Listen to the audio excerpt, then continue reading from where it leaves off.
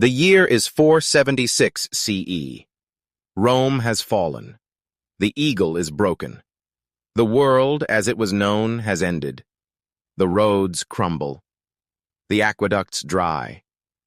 The legions are gone, and with them, the illusion of order. From the smoldering ruins of a once mighty empire, Europe descends into silence. But history does not sleep. It shifts. And in that silence, a heartbeat. Not death, transformation. What follows is not darkness as we were once taught.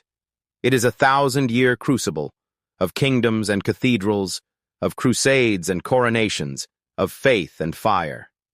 It is a world forged by chaos and conviction, where barbarian kings dream of Roman crowns and peasants kneel in cathedrals they will never understand.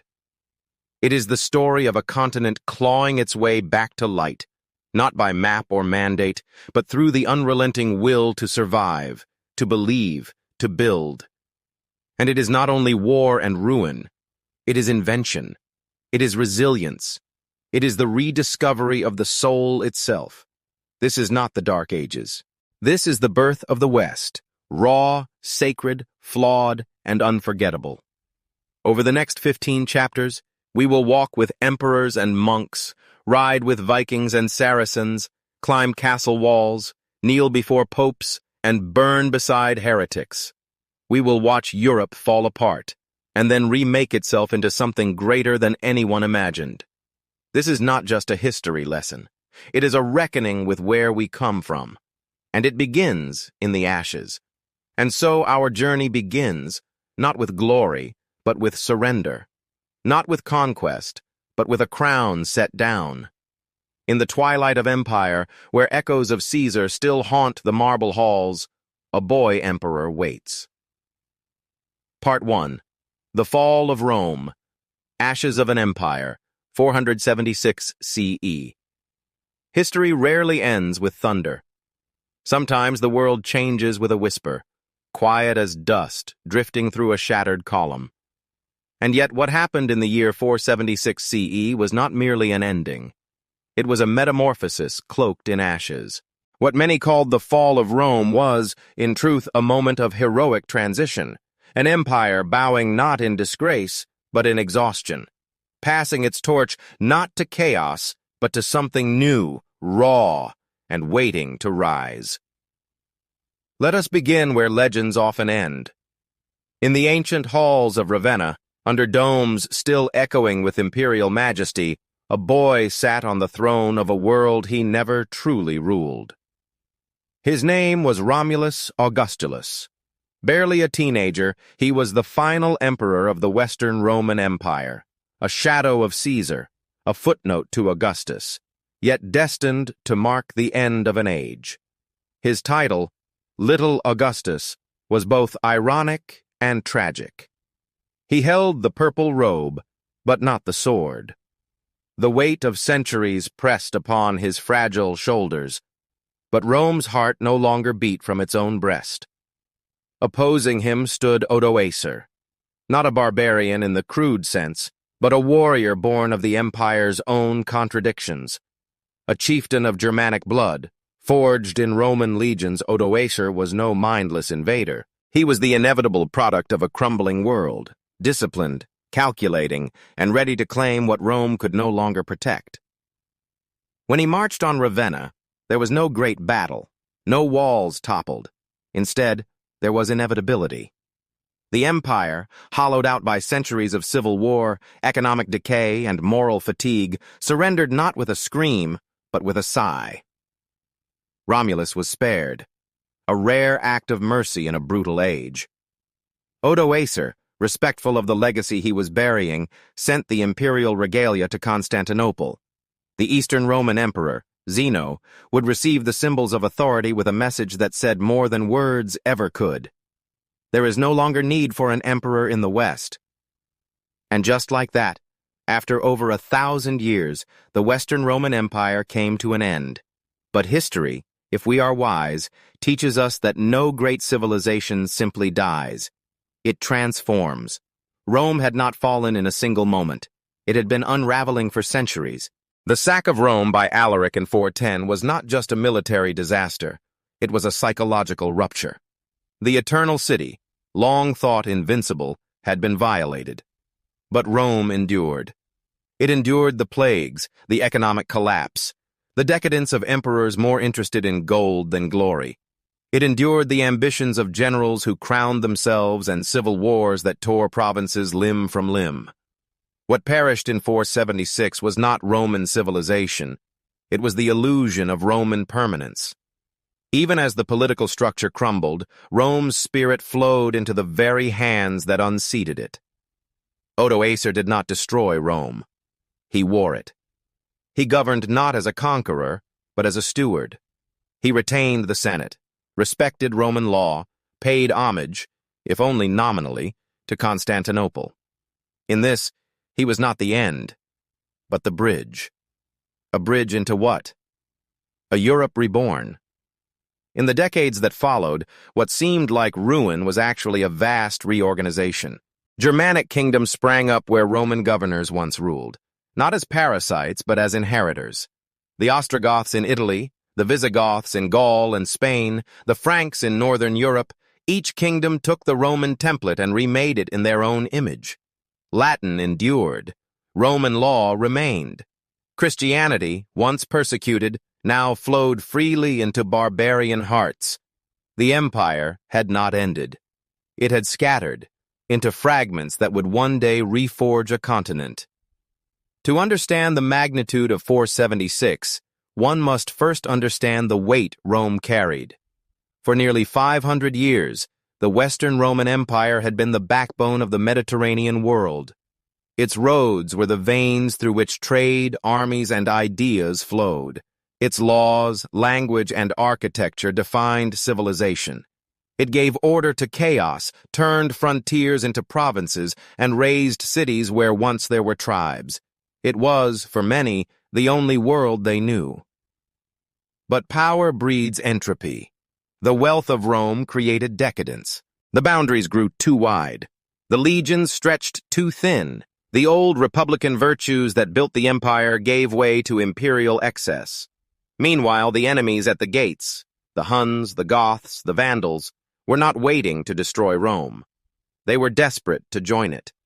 They came not just with swords, but with dreams of belonging. Rome fell because it could no longer remember how to absorb those dreams. The year 476, then, was not a failure of arms. It was a failure of imagination.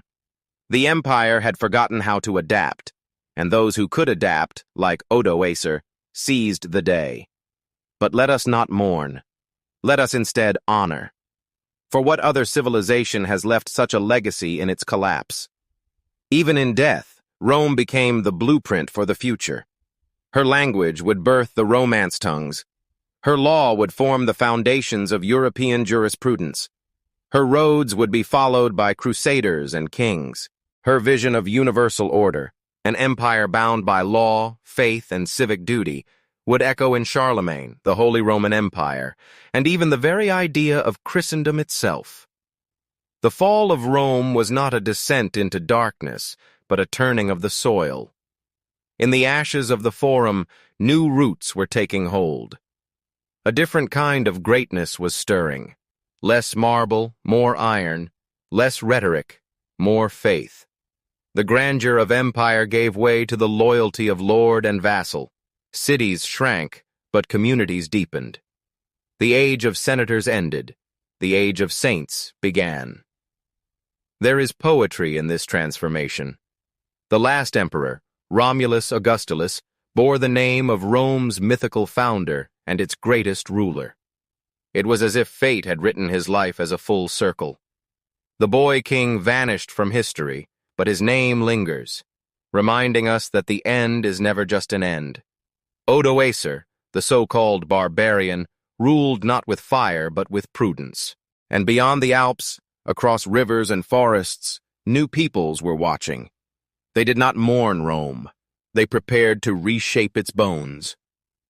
In time, the descendants of these tribes would raise cathedrals, compose symphonies, cross oceans. They would write laws, fight for justice, and dream of republics. But they would always carry something of Rome in their blood, an invisible inheritance passed not through borders, but through memory. 476 CE was not the year the world collapsed.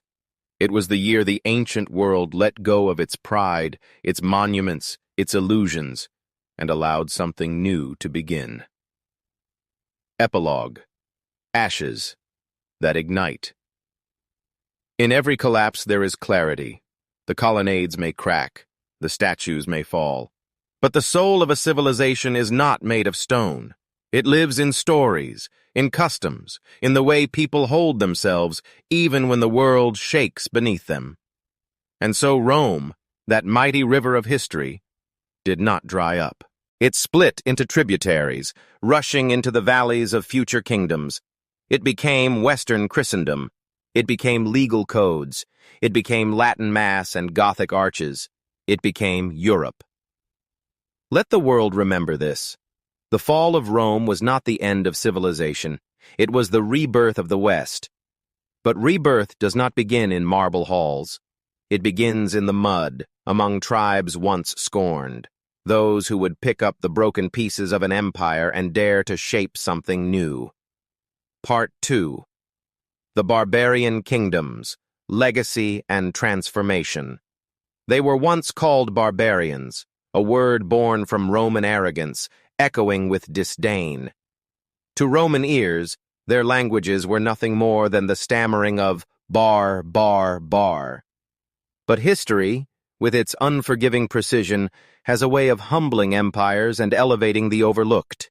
In the aftermath of Rome's fall, it was not chaos that reigned, but adaptation.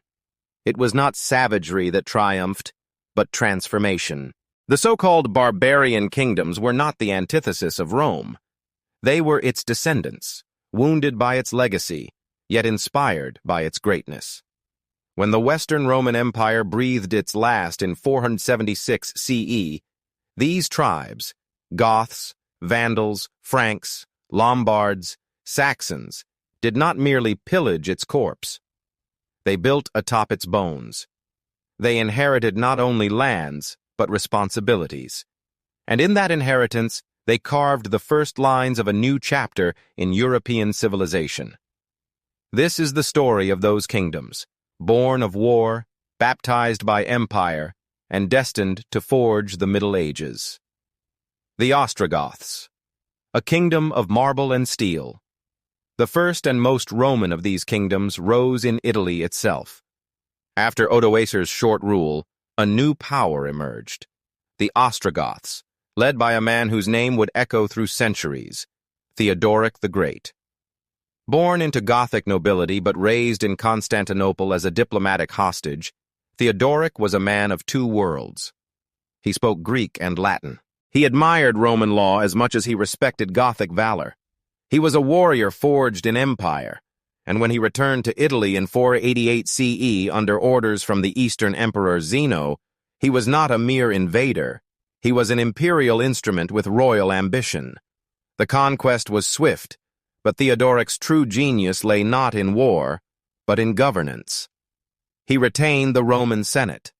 He preserved Roman law for Roman citizens and Gothic law for his own people. In Ravenna, he erected palaces and basilicas that rivaled imperial splendor. He promoted religious tolerance between his Arian Goths and the Catholic majority. And most of all, he understood what few had, that legitimacy does not come from bloodlines alone, but from continuity. Theodoric ruled not as a destroyer of Rome, but as its guardian. His kingdom, though Gothic in name, was Roman in spirit. And yet, this harmony was fragile. After his death in 526, the Ostrogothic kingdom crumbled under the weight of internal divisions and external pressure from the Byzantine reconquest. But the idea had taken root. A barbarian king could wield imperial authority, not in defiance of Rome, but in its name. The Visigoths. From wanderers to founders. While the Ostrogoths carved out Italy, their cousins, the Visigoths, had already begun their own odyssey in the west. These were the same Visigoths who had sacked Rome in 410, an act of horror in Roman memory, but also a desperate cry for recognition. They had been mistreated, starved, betrayed by emperors who saw them as tools rather than people. Their leader, Alaric, had no desire to destroy Rome. He wanted a place within it. Denied that, the Visigoths wandered, and finally they settled. By the early 5th century, they had established a kingdom in Gaul and later in Hispania. Toulouse became their first capital, and then Toledo. They brought with them Gothic customs, but also Roman law and administration. They ruled a mixed population, Romans, Iberians, Jews, and gradually absorbed the very civilization they once raided. Under King Euric and later Leovigild, the Visigothic kingdom codified laws, centralized power, and established a monarchic bureaucracy. Under Recared I, they abandoned Arian Christianity and converted to Catholicism, cementing their unity with the Roman populace and the Church. It was an act of political genius and spiritual consolidation. Their legacy was foundational. The Visigothic legal code would influence Spain for centuries. Their architecture, administration, and Christian identity would form the backbone of Iberian society until the coming of the Moors in 711. The Vandals, sea kings of an African empire. If the Visigoths and Ostrogoths sought coexistence with Rome, the Vandals dared something bolder. They built a rival empire, crossing from Gaul into Spain, and then launching a daring sea voyage across the Strait of Gibraltar. The Vandals seized Carthage in 439 CE. This was no barbarian village. It was Rome's former rival, a glittering coastal city, the jewel of North Africa. From this new seat of power, King Genseric built a formidable naval empire. His fleet raided Sicily, Corsica, and even sacked Rome itself in 455. But like the others, the Vandals did not burn everything they touched. They maintained Roman institutions, minted coins, and styled themselves as legitimate successors to Roman rule, albeit as Arian Christians at odds with Catholic orthodoxy. Their reign was brief but impactful. For nearly a century, Vandal North Africa stood as a counterweight to both Constantinople and Rome's memory. But in 533, Byzantine general Belisarius reconquered the region, ending their dominion. Still, their audacity remains legendary, a reminder that even from the periphery, power could rise to challenge the center. The Franks, founders of Christendom. If the Goths inherited Rome and the Vandals mimicked it, the Franks would eventually redefine it. A Germanic tribe settled in northern Gaul, the Franks under Clovis I achieved something no other barbarian king had done: full conversion to Catholic Christianity, not Arianism. This act, in 496 CE, forged a sacred alliance with the Roman Church, setting the stage for a dynasty that would one day birth Charlemagne and the Holy Roman Empire. Clovis united warring tribes, defeated rivals like the Alemanni and Visigoths, and codified laws in the Salic Code. He ruled not by Roman continuity, but by reinvention, fusing Germanic warlords with Christian legitimacy. The Merovingian dynasty he founded would rule for 2 centuries, laying the political groundwork for medieval France and Germany. The Franks didn't just adapt Rome, they claimed it, and made it their own. Britain, the island that drifted. While the mainland reconfigured itself, Roman Britain was left to fracture. With the legions withdrawn in the early 5th century, the island fell into a patchwork of competing kingdoms. Saxons, Angles, and Jutes poured in from across the sea, Germanic tribes with no interest in preserving Roman rule. Native Britons resisted, and in this crucible of invasion and resistance, legends like King Arthur were born. Unlike Gaul or Italy, Roman infrastructure in Britain largely collapsed. But even here, Roman memory lingered. In ruins, in language, in the Christian faith that survived in the Celtic fringe. In time, the Anglo-Saxon kingdoms would rebuild order, and Christianity would return with missionaries like St. Augustine of Canterbury in 597. A new England would rise, but only after centuries of struggle. Continuity through the Church. Amidst this transformation, there was one force that united these divergent paths, the Christian Church. In an age where empires fell and kings rose from tribes, the Church remained constant. Its bishops, monks, and scribes preserved Latin, copied Roman texts, taught new rulers how to govern, and provided a spiritual backbone to fractured lands. It was in monasteries, not palaces, that Rome lived on. It was the Pope, not an emperor, who anointed kings and arbitrated disputes. As barbarian rulers converted, they turned to the Church for legitimacy, and the Church in turn baptized their kingdoms into a new order.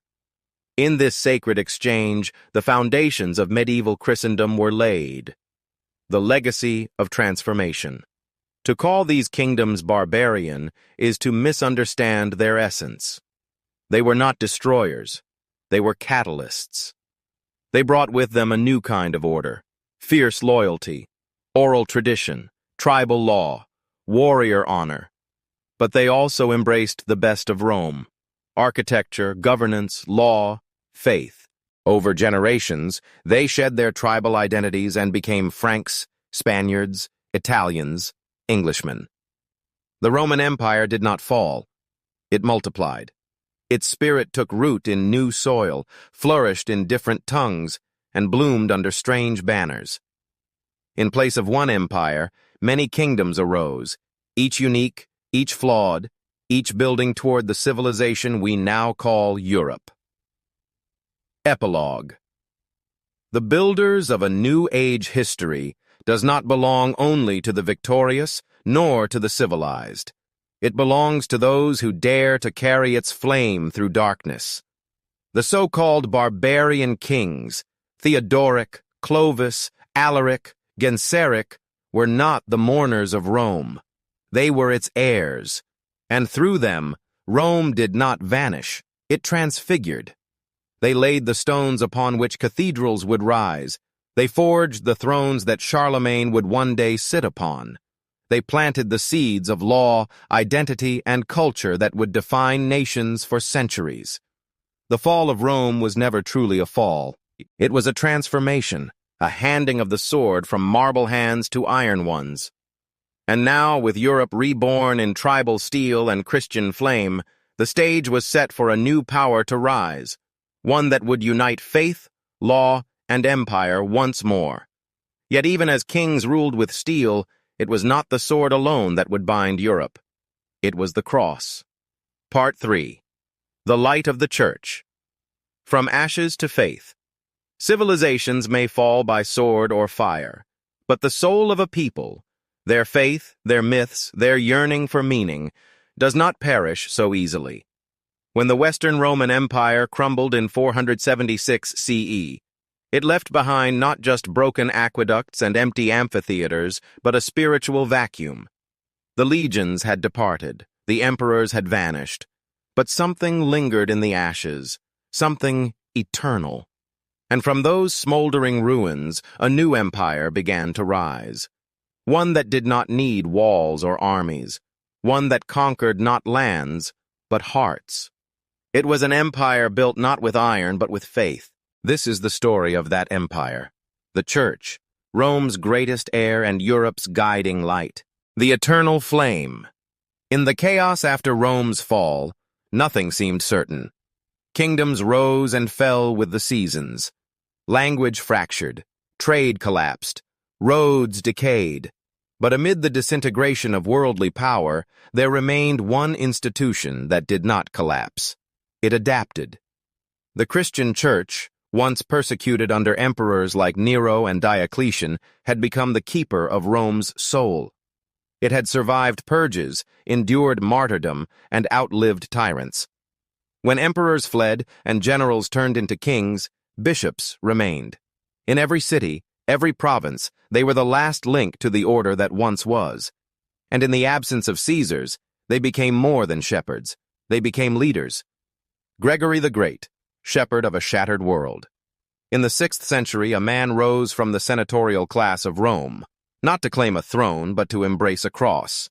His name was Gregory I, later known as Gregory the Great. Once a prefect of Rome, Gregory left behind worldly honor to become a monk. But Rome, now a hallowed relic of its former glory, needed more than solitude. It needed vision. In 590 CE, amid plague, famine, and invasion, Gregory was elected pope. And in that moment, the papacy was transformed from a spiritual role into a commanding force of civilization. Gregory did not command legions, he commanded ideas. He sent missionaries to the pagan kingdoms of the north, most famously Augustine of Canterbury, to the Anglo-Saxons. He reformed church liturgy, organized poor relief, and negotiated with barbarian kings like the Lombards. In his hands, the church became both refuge and diplomat, both spiritual guardian and civic organizer. Where Rome's emperors had failed to protect their people, the church filled the void. Gregory's legacy was not conquest, it was continuity. He proved that moral authority could outlast military might, and in doing so, he helped reforge the moral backbone of Europe. The monasteries, fortresses of memory. While kings battled and borders shifted, another quieter revolution was taking place, in stone cells lit by candlelight, where monks in coarse robes bent over parchment. The monasteries of Europe were not castles, but they were strongholds of another kind. Founded by visionaries like Saint Benedict of Nursia, monastic communities followed strict rules of prayer, labor, and study. In a world that had forgotten the arts, these monks became guardians of knowledge. They copied ancient texts, pagan and Christian alike, preserving the wisdom of Plato, Aristotle, Cicero, and Augustine. They recorded laws, calendars, chronicles. In scriptoria from Ireland to Italy, they built the foundations of what would one day be called the Renaissance. In a darkened world, they were scribes of the light. But monasteries were not merely libraries. They were also farms, schools, and hospitals. They taught agriculture to peasant communities, healed the sick, and served the poor. In the absence of imperial infrastructure, the monks offered structure of a different kind, one rooted in discipline, humility, and service. And in this humble labor, they did what armies could not. They kept civilization alive. The rise of Christendom. As the barbarian kingdoms solidified their rule, they looked increasingly to the church, not as an enemy, but as a partner. The Visigoths converted from Arianism to Catholicism under King Recared in 589. The Franks, under Clovis, had already embraced Catholicism a century earlier, forging a powerful alliance with the papacy. Even the once hostile Lombards began to integrate into the Christian fold. What emerged was more than a religion. It was a new political identity, a fusion of Roman legacy, Germanic tradition, and Christian belief. And the name of this fusion was Christendom.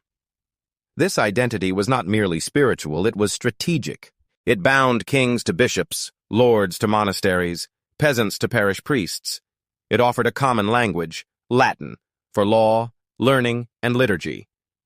It created a shared moral universe where even kings bowed to something higher than themselves. Where once Rome had ruled with eagles and legions, Christendom now ruled with crosses and commandments. The papacy ascendant. With every conversion, the church grew, not just in size, but in influence. The Bishop of Rome, once one voice among many, began to emerge as a singular authority. This was not merely due to geography. Rome was still seen as the burial place of St. Peter, the rock upon which Christ had built his church. But because no other institution had Rome's spiritual continuity. Over time, the Pope would become more than a religious leader. He would arbitrate disputes between kings, crown emperors, and launch crusades. But in these early centuries, his power was quieter, more spiritual, yet no less potent. The papacy's authority was forged not by conquest, but by credibility. It survived because it served. It endured because it inspired. And when the time came for kings to seek legitimacy, they turned not to their ancestors, but to the apostolic throne of St. Peter. The light of the North nowhere was the Church's quiet revolution, more astonishing than in the wild, mist-covered lands of northern Europe. In Ireland, Christianity had taken root earlier, outside the boundaries of Rome's empire. St. Patrick, a former slave turned missionary, brought the gospel to the island in the 5th century. But what followed was remarkable. Irish monks, isolated yet fervent, became some of the most passionate preservers of Roman Christianity. They crossed back into Europe, founding monasteries in Gaul, Germany, and beyond.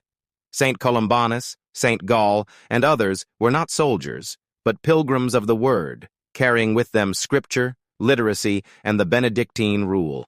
They met pagan chieftains, not with blades, but with scrolls, and transformed the North not through fire, but through faith. By the 8th century, even the fearsome Anglo-Saxons had embraced the Church. The mission of Augustine, sent by Pope Gregory in 597, had borne fruit. Kings like Ethelbert of Kent converted, bringing their peoples into the fold of Roman Christianity. Cathedrals began to rise where longhouses once stood. The darkness receded, not through conquest, but through illumination. A new kind of empire. It is often said that empires rise and fall. But what of an empire that has no borders? By the end of the 7th century, the Christian Church had become something more than a religious institution. It was the cultural bloodstream of the West. It taught kings how to rule. It taught peasants how to live. It sanctified marriage, defined justice, and mapped the heavens. It spoke for the poor and whispered into the ears of the mighty. It did what no sword could do. It created unity from chaos, order from ruin, hope from despair. And perhaps most remarkably, it did so not through domination, but through belief. The heroism of the spirit. The Church's power was not built upon plunder or imperial pride. It was built on the backs of humble men and women, bishops, scribes, monks, nuns, missionaries, who chose not fame or wealth, but service. They faced bandits on the road. They crossed mountains to baptize chieftains. They stood before pagan kings and spoke of peace. They endured hunger, disease, isolation, and yet they did not falter. Their names are not carved into triumphal arches, but into the conscience of Europe. These were the silent heroes of history, and their greatest weapon was not the sword, it was the gospel. Epilogue. Rome reborn in spirit. As we look back upon the twilight of the ancient world, it is tempting to see only decline. The roads crumbled, the cities shrank, the legions faded. But history is not measured in stone. It is measured in light. The Roman Empire died in body, but in faith, it endured. In law, it endured. In the Church, it endured. The Christian Church became the spiritual spine of a new Europe, stronger than marble, deeper than borders. It reached where no emperor could go. It spoke to hearts, not just armies. And it laid the groundwork for what would come next, a renewed vision of empire, forged not by bloodline, but by divine mission. The world had lost an empire, but it had gained a soul.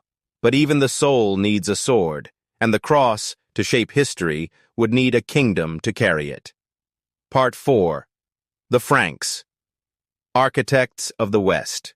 The sword that would rebuild the West did not rise from Rome's ruins, nor from Constantinople's marble halls. It rose from the thick forests of Gaul, in the calloused hands of a warrior tribe once dismissed as barbarians. These were the Franks, fierce, tribal, proud, and through blood, faith, and vision, they would become the architects of a new world. They would not merely inherit Rome's legacy, they would redefine it. They did not ask for permission from the past. They carved the future with their own hands.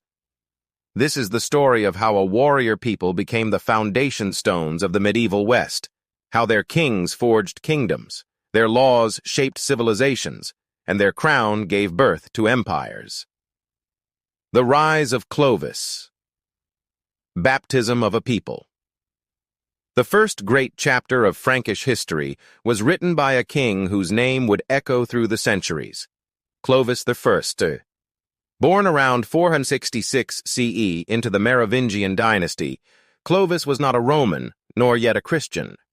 He was a tribal chieftain leading a fierce confederation of pagan Franks in northern Gaul.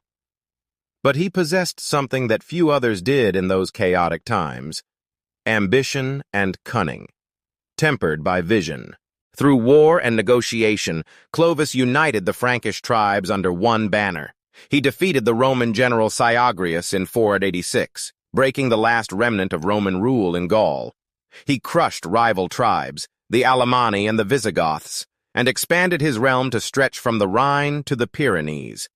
But conquest was not his most enduring legacy. It was conversion. After marrying the devout Catholic princess Clotilde and winning a decisive battle at Tolbiac, legend says by invoking the Christian god, Clovis made a fateful choice. He renounced his pagan gods and accepted baptism in Reims around 496 CE, with thousands of his warriors following. It was more than a spiritual act. It was a strategic revolution.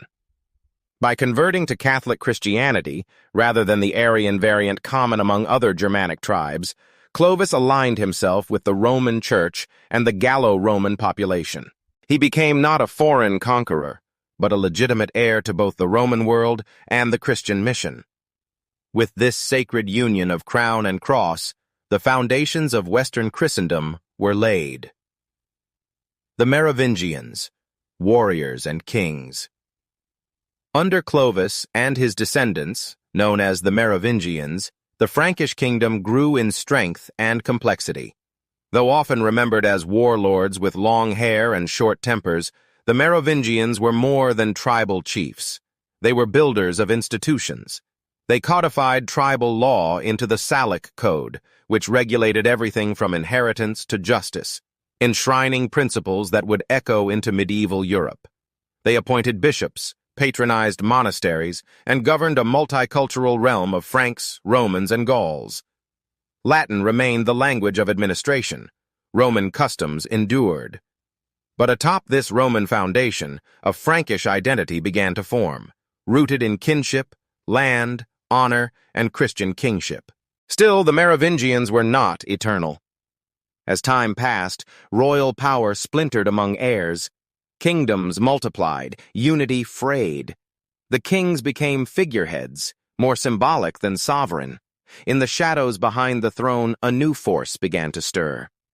The mayors of the palace, originally stewards of royal households, grew into the true wielders of power. And among them, one family would rise to change the course of history. Charles Martel, the Hammer of Christendom. In the early 8th century, a new threat loomed from the south. Islamic armies, having swept across North Africa and conquered Hispania, now pressed into Frankish lands.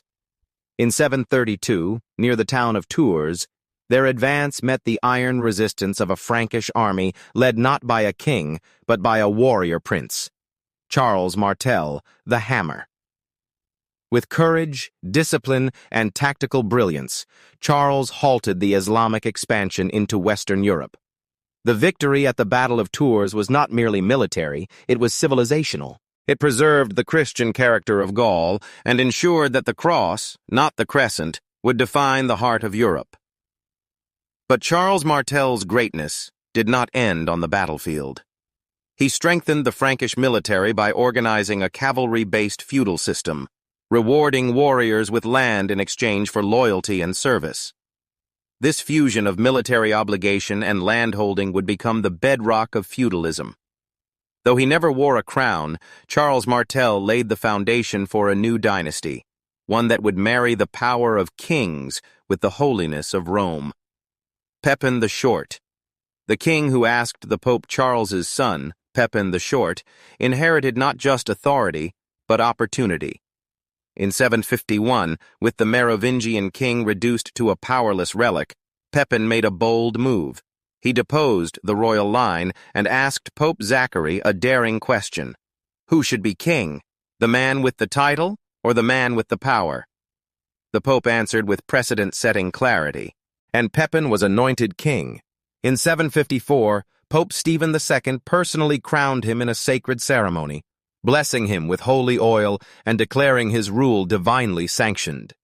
It was the first time a Frankish king received papal anointing, and it marked the beginning of something far greater than a dynasty. It marked the fusion of religious and royal authority. In return, Pepin defended the papacy from Lombard aggression in Italy and granted it a strip of territory around Rome, forming the Papal States, a temporal domain for the Church. It was a covenant between sword and scripture, a moment when divine right and earthly might became one. Charlemagne, the father of Europe. And then came the Titan. Charlemagne, son of Pepin, grandson of Charles Martel, would become not just the greatest of Frankish kings, but the father of medieval Europe. Born around 742, Charlemagne inherited a divided kingdom, but through relentless campaigns, diplomacy, and statesmanship, he forged an empire that stretched from the Pyrenees to the Danube, from the North Sea to central Italy. He conquered the Lombards, incorporated Bavaria, subdued the Saxons after decades of resistance, and pushed into Spain against Islamic rule. Yet Charlemagne was more than a conqueror. He was a visionary. He sought not just territory, but unity of mind, faith, and law. He patronized scholars, reformed education, and revived Latin literacy. In monastic schools and royal courts, the Carolingian Renaissance bloomed, a revival of Roman learning and Christian thought.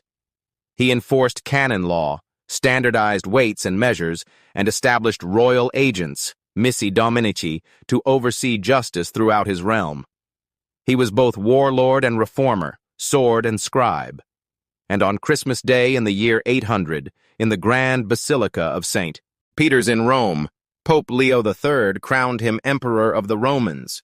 The echo of Caesar returned, not in pagan glory, but in Christian majesty. The Holy Roman Empire was born, the Frankish blueprint.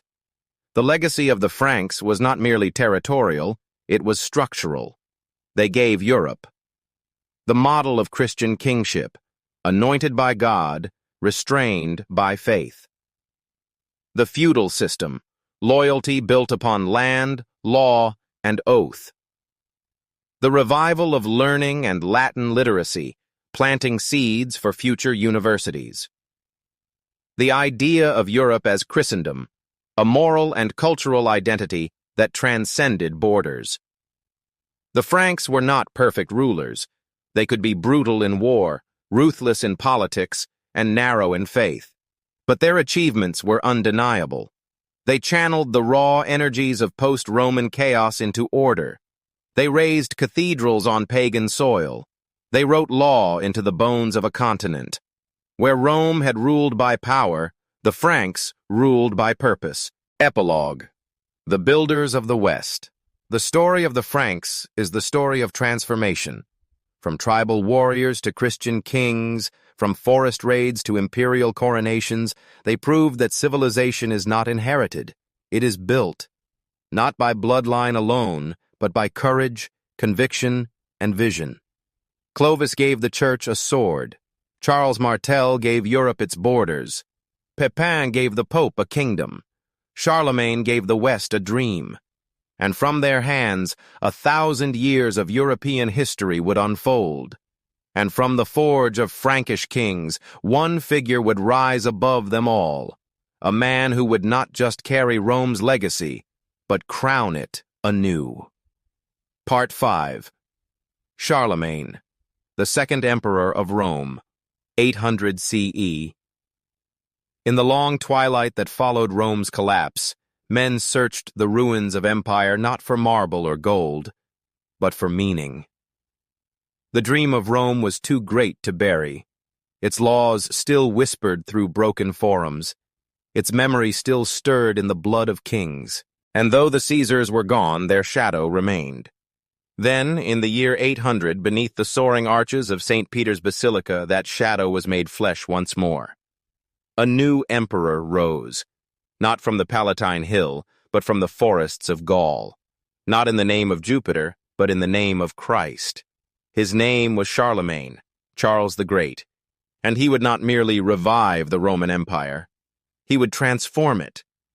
This is the story of a warrior king who became a legend, of a Christian monarch who crowned the medieval world, and of an empire reborn not in marble, but in mission. The road to Rome. By the dawn of the 9th century, Charlemagne had already achieved what no man had since Caesar. He ruled a continent. From the wild coasts of Brittany to the plains of Hungary, from the Lombard cities of Italy to the Saxon forests of Germania, his banner flew over a kingdom that dwarfed the shattered domains of the old Roman West. But Charlemagne's vision was more than conquest. He did not desire land alone. He desired unity. Not unity of tribe, but of purpose. Not unity of sword, but of soul. His empire was a tapestry of peoples, Franks, Saxons, Lombards, Bavarians, Burgundians. They spoke different tongues, kept different customs. Charlemagne knew that no law could bind them, no coin unite them, unless something higher held them together. That higher thing was faith. Charlemagne was a warrior, yes, but he was also a deeply devout Christian. He saw himself as the arm of God on earth, the protector of the church, the hammer of the pagans. His campaigns were crusades before the word existed, his justice a reflection of divine order. And it was this divine order that would draw him to Rome. For just as he ruled the bodies of men, he sought a crown that would bind their spirits, a crown not forged by bloodline, but blessed by heaven. Christmas Day, 800 CE, the imperial dawn. The air in Rome that winter was cold and holy. On December 25th, 800 CE, Charlemagne entered St. Peter's Basilica for Christmas Mass. He wore no imperial regalia. He came as a pilgrim king to pray at the tomb of St. Peter. But history had other plans. As the Frankish king knelt before the altar, Pope Leo III stepped forward. Before the gathered nobility, clergy, and people of Rome, he placed upon Charles's head a golden crown. And with a voice that echoed through 1,000 years, he declared, "To Charles, most serene Augustus, crowned by God, great and pacific emperor of the Romans, life and victory." The crowd roared. Trumpets sounded. The Roman Empire, long thought dead, was reborn. Not from the east, where Constantinople still stood, but from the heart of the Christian West. Charlemagne was now emperor of the Romans, a Germanic king, crowned in the old capital of the Caesars, by the spiritual heir of St. Peter. It was not a mere coronation, it was a resurrection. Not just a title.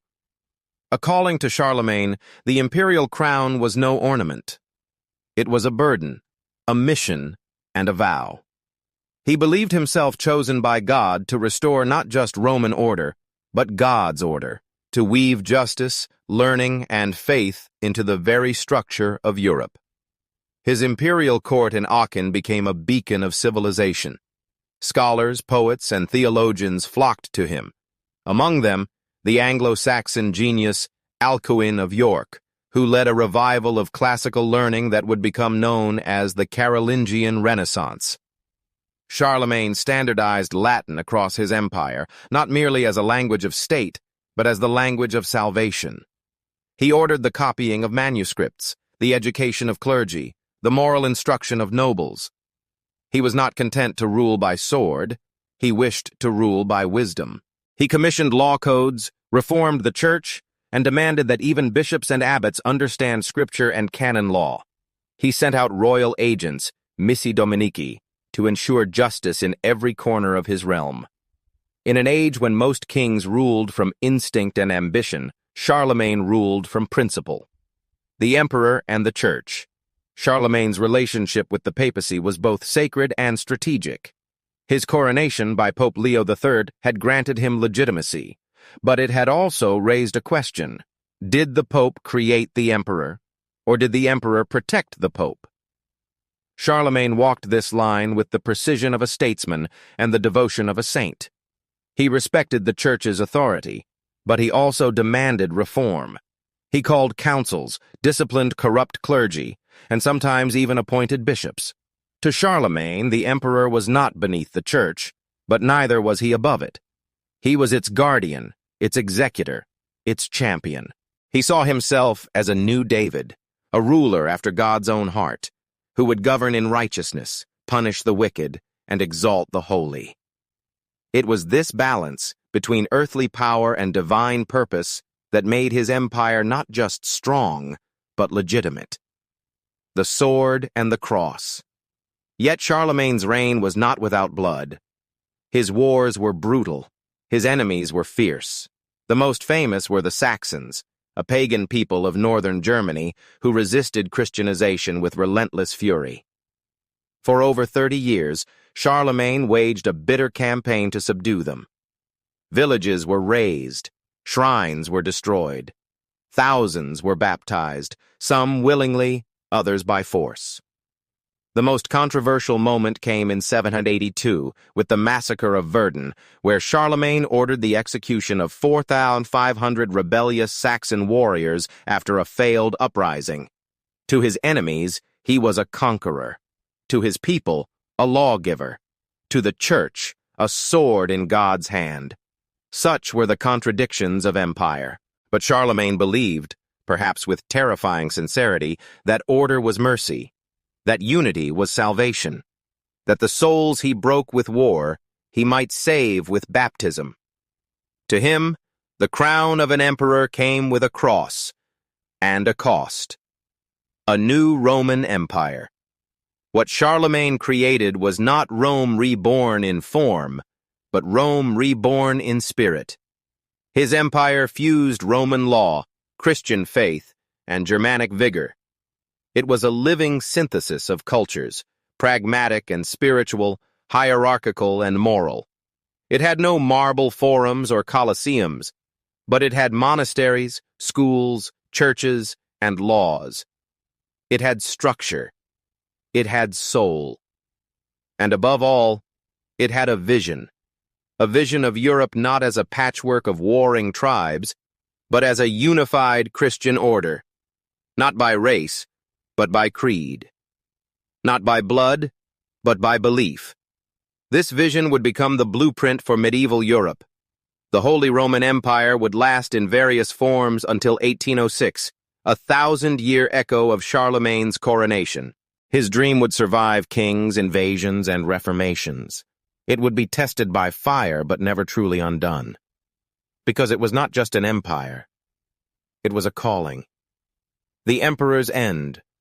Charlemagne died in 814, in his palace at Aachen. He was buried in the cathedral he had built, a simple tomb for a monumental man. His empire, like all things, would fracture in time. His grandsons would divide it.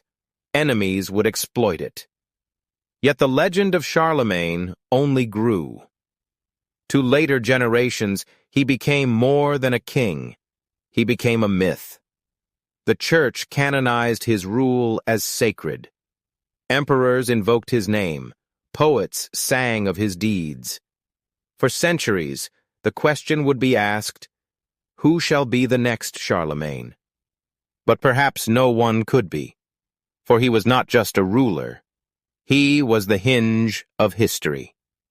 Epilogue. Rome rises again. On that Christmas day in 800 CE, when the Pope placed the crown upon his head, Charlemagne became more than a king.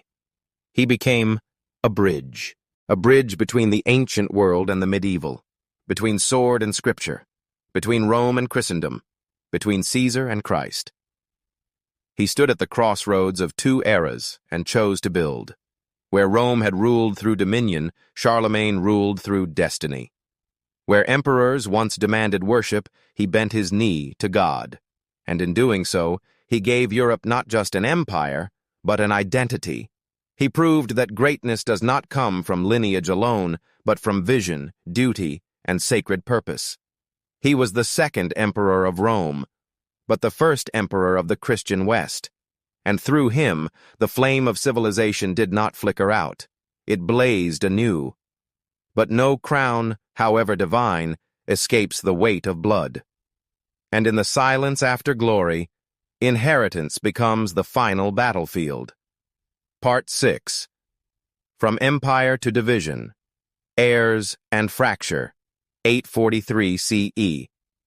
Every empire casts a long shadow, and every crown, no matter how radiant, eventually cracks beneath the weight of time.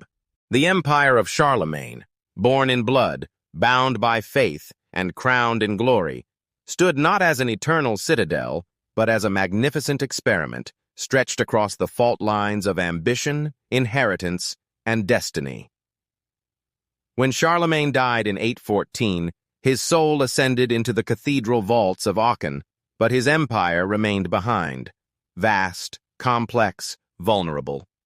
His legacy, noble as it was, now faced the test that even the greatest kings cannot escape: succession. This is the story of how the empire of the Franks, forged with fire and sanctified by Rome, splintered not through conquest, but through kinship, and how from its fracture the seeds of modern Europe were planted. Louis the Pious, the gentle heir. Charlemagne's only surviving son, Louis the Pious, was a man of prayer more than power. Unlike his father, Louis preferred the quiet strength of monastic order to the clang of the battlefield. A devout Christian and a careful administrator, he lacked the iron charisma of Charlemagne. But he bore his father's vision of a united Christendom with sincere devotion. At first, Louis held the realm together. He reformed the church, promoted education, and sought to instill Christian morality into governance. Yet his very piety proved a double-edged sword. Where Charlemagne commanded obedience, Louis invited counsel, and with counsel came ambition. The trouble began not with his enemies, but with his sons. Sons at war, the unraveling begins. Louis had 3 adult sons from his first marriage: Lothair, Pepin, and Louis the German, and a 4th, Charles the Bald, from his second wife, Judith. As any father-king might, Louis sought to divide his empire among them with fairness and favor. But in matters of thrones, fairness is a myth, and favor is treason. In 817, he issued the Ordinatio Imperii, a plan to keep the empire unified under Lothair as emperor, with his brothers as sub-kings. Yet when Charles was born, everything changed. Judith pushed for her son's inclusion, and Louis, perhaps too gentle to resist, amended the plan. The older sons revolted. From 830 to 840, the empire fell into a cruel cycle of rebellion, betrayal, and forced humiliations. Louis was deposed and restored multiple times by his own children, dragged through public penance, made a puppet of political factions. The unity forged by Charlemagne's sword was now being undone by family pride. When Louis died in 840, the empire did not grieve. It braced for war. The Carolingian Civil War, brother against brother. The death of Louis unleashed a fraternal storm. Each son believed he deserved the empire, not just a kingdom, but the full inheritance of their grandfather's crown. Lothair, the eldest, claimed the imperial title and the heart of the empire. Louis the German took the eastern lands and raised armies in Germania. Charles the Bald rallied forces in the west in what is now modern France. From 840 to 843, the Carolingian world descended into brutal civil war. Towns were sacked, monasteries burned, and Christian killed Christian. The Battle of Fontenoy in 841 was especially horrific. A slaughter so deep that even chroniclers wept at the memory. Knights who once fought under the same banners now pierced each other's hearts.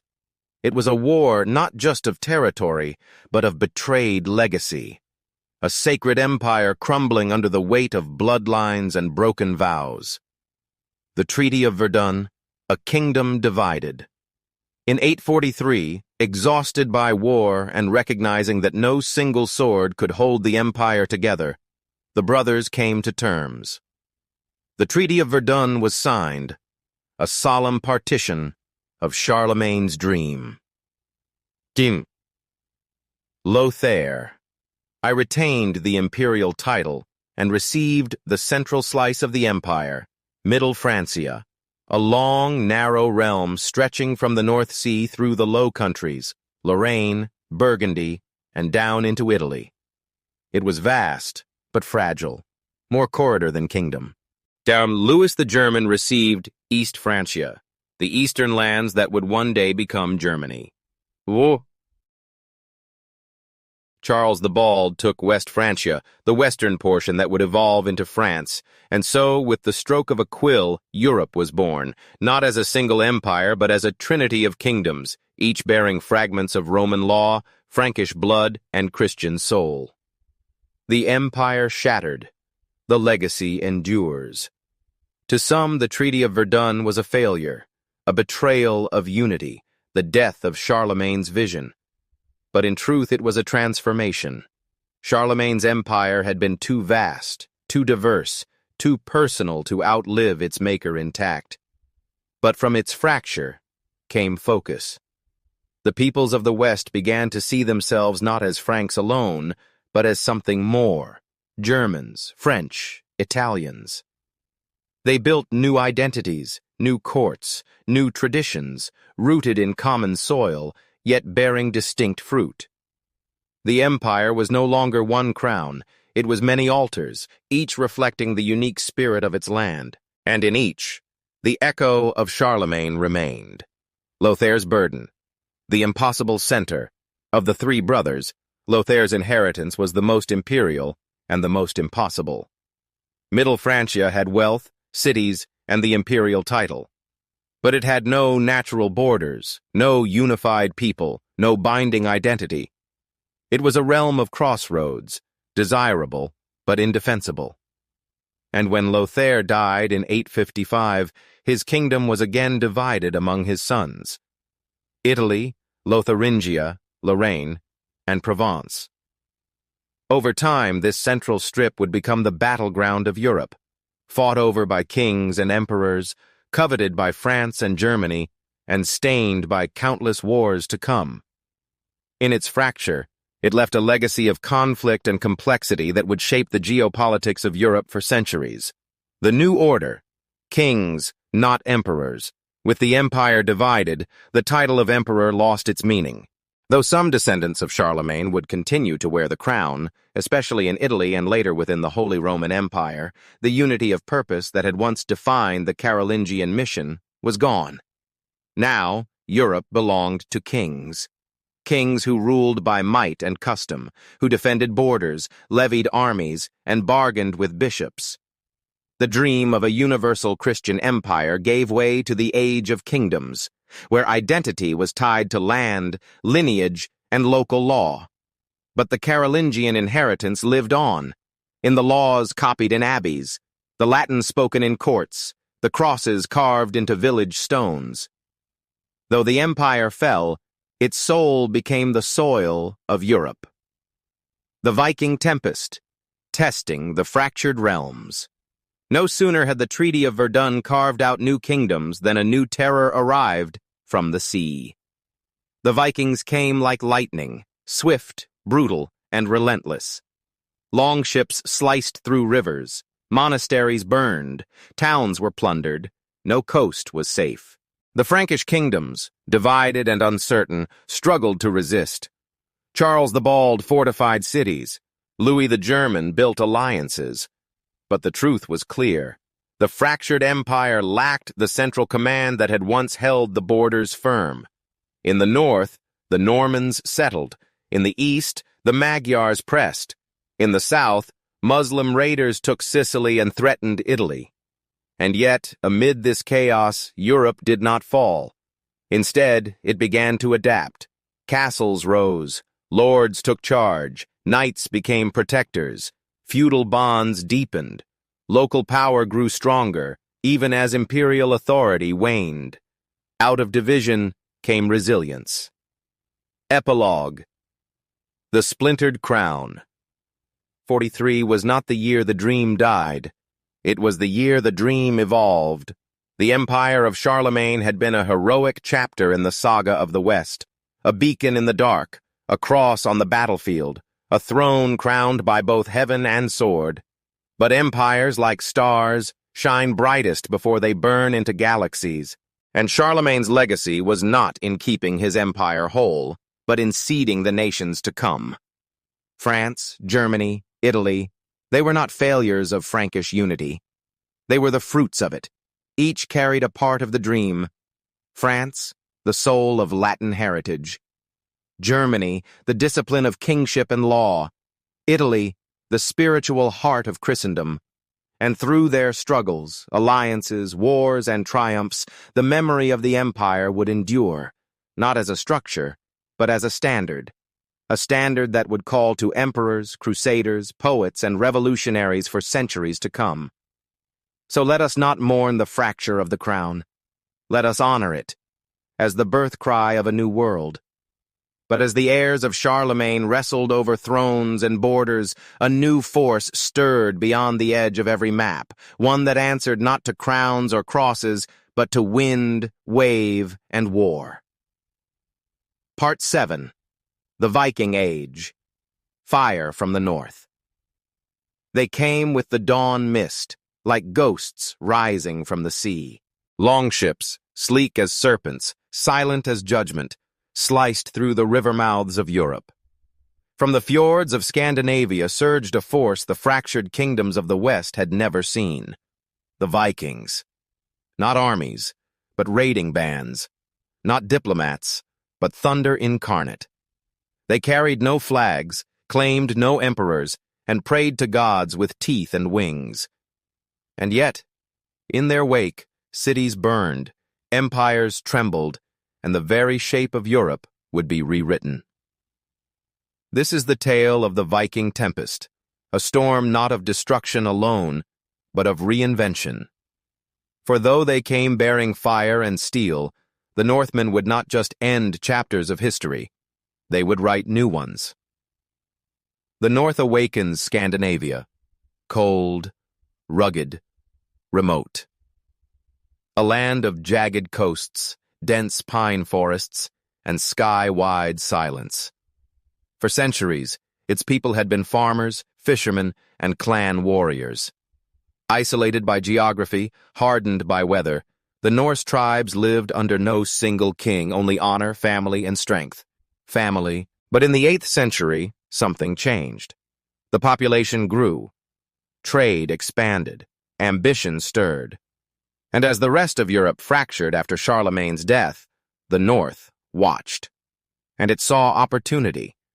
The monastic wealth of Ireland, the soft coasts of England, the river-laced plains of Francia, all lay vulnerable.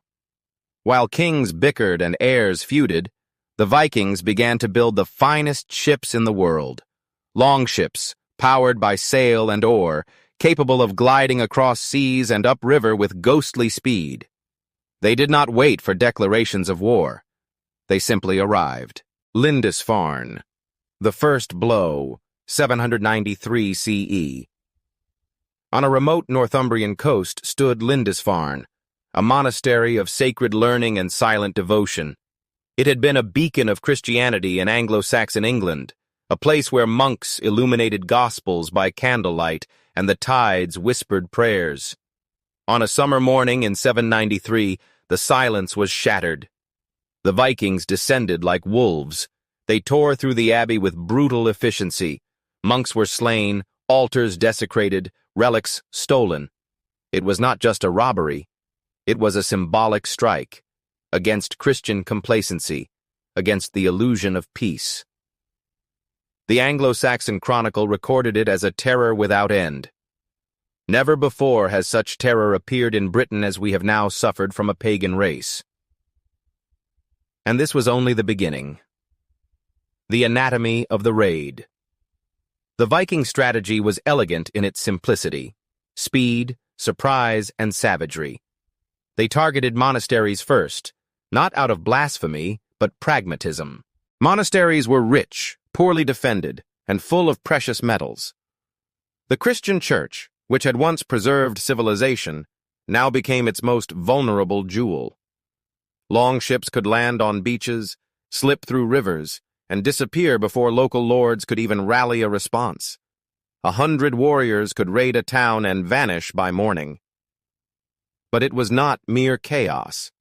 Viking raiders followed leaders, jarls and kings in the making, who shared loot, rewarded loyalty, and enforced a strict warrior code. They were not mindless berserkers. They were organized predators, and the world was their hunt. England, a land under siege. No land bore the fury of the Vikings more than England. The island's fragmented kingdoms, Northumbria, Mercia, Wessex, East Anglia, had once bowed to Charlemagne, but now faced a new challenger. From 865 onward, the great heathen army descended upon the land, not to raid, but to conquer. Led by legendary warlords, Ivar the Boneless, Halfdan Ragnarsson, and Ubba, this Viking coalition waged full-scale war against the Anglo-Saxon realms. Cities fell. Kings were slain. The kingdom of East Anglia was swallowed. York became Jorvik, a Norse stronghold. Monasteries became fortresses. The very identity of England began to fracture under Norse steel, but resistance would rise from the south. Alfred the Great, the flame that would not die from the kingdom of Wessex, a man emerged to challenge the storm. Alfred, a scholar king and battlefield strategist, refused to bow. In 878, at the marshes of Athelney, he rallied his people and struck back. With cunning and courage, he won the Battle of Edington, forced a truce with the Danes, and reconsolidated Anglo-Saxon rule in the south. But Alfred was more than a war leader. He rebuilt his kingdom's defenses, established a navy, codified law, and promoted education. He understood that to defeat the Vikings, England needed not just swords, but structure. He allowed Viking settlers to remain in the Danelaw, a zone of Norse rule in the northeast, so long as they accepted peace and law. Thus, rather than purge the Norse, Alfred integrated them. And in doing so, he laid the foundation of the future English nation, one forged in the fires of Viking war. Francia and the Siege of Paris, 885-886. Across the Channel, the Franks also bore the weight of the Viking tide. Francia's rivers were highways for Norse invaders. Paris, once the jewel of West Francia, was besieged in 885 by a massive Viking fleet led by Sigfred and Rollo. For nearly a year the city resisted, led by Count Odo, who refused to yield. The siege was brutal. Catapults hurled stones, boiling oil scorched invaders, and starvation haunted both sides. But Paris held. And when reinforcements finally arrived, the Vikings withdrew, paid a hefty bribe but denied their prize. The Franks had survived, but they knew the invasions would continue, unless something changed. So in 911, King Charles the Simple did the unthinkable. He granted land to the Viking warlord Rollo in northern Francia on the condition he convert to Christianity and defend the realm. That land became Normandy, and Rollo's descendants would not only become loyal defenders of Francia, they would one day conquer England itself. The Norse expansion, east and west. The Vikings were not confined to Western Europe. In the east, Norse traders and warriors, known as Varangians, sailed the rivers of Rus, founding trading posts and ruling over Slavic tribes.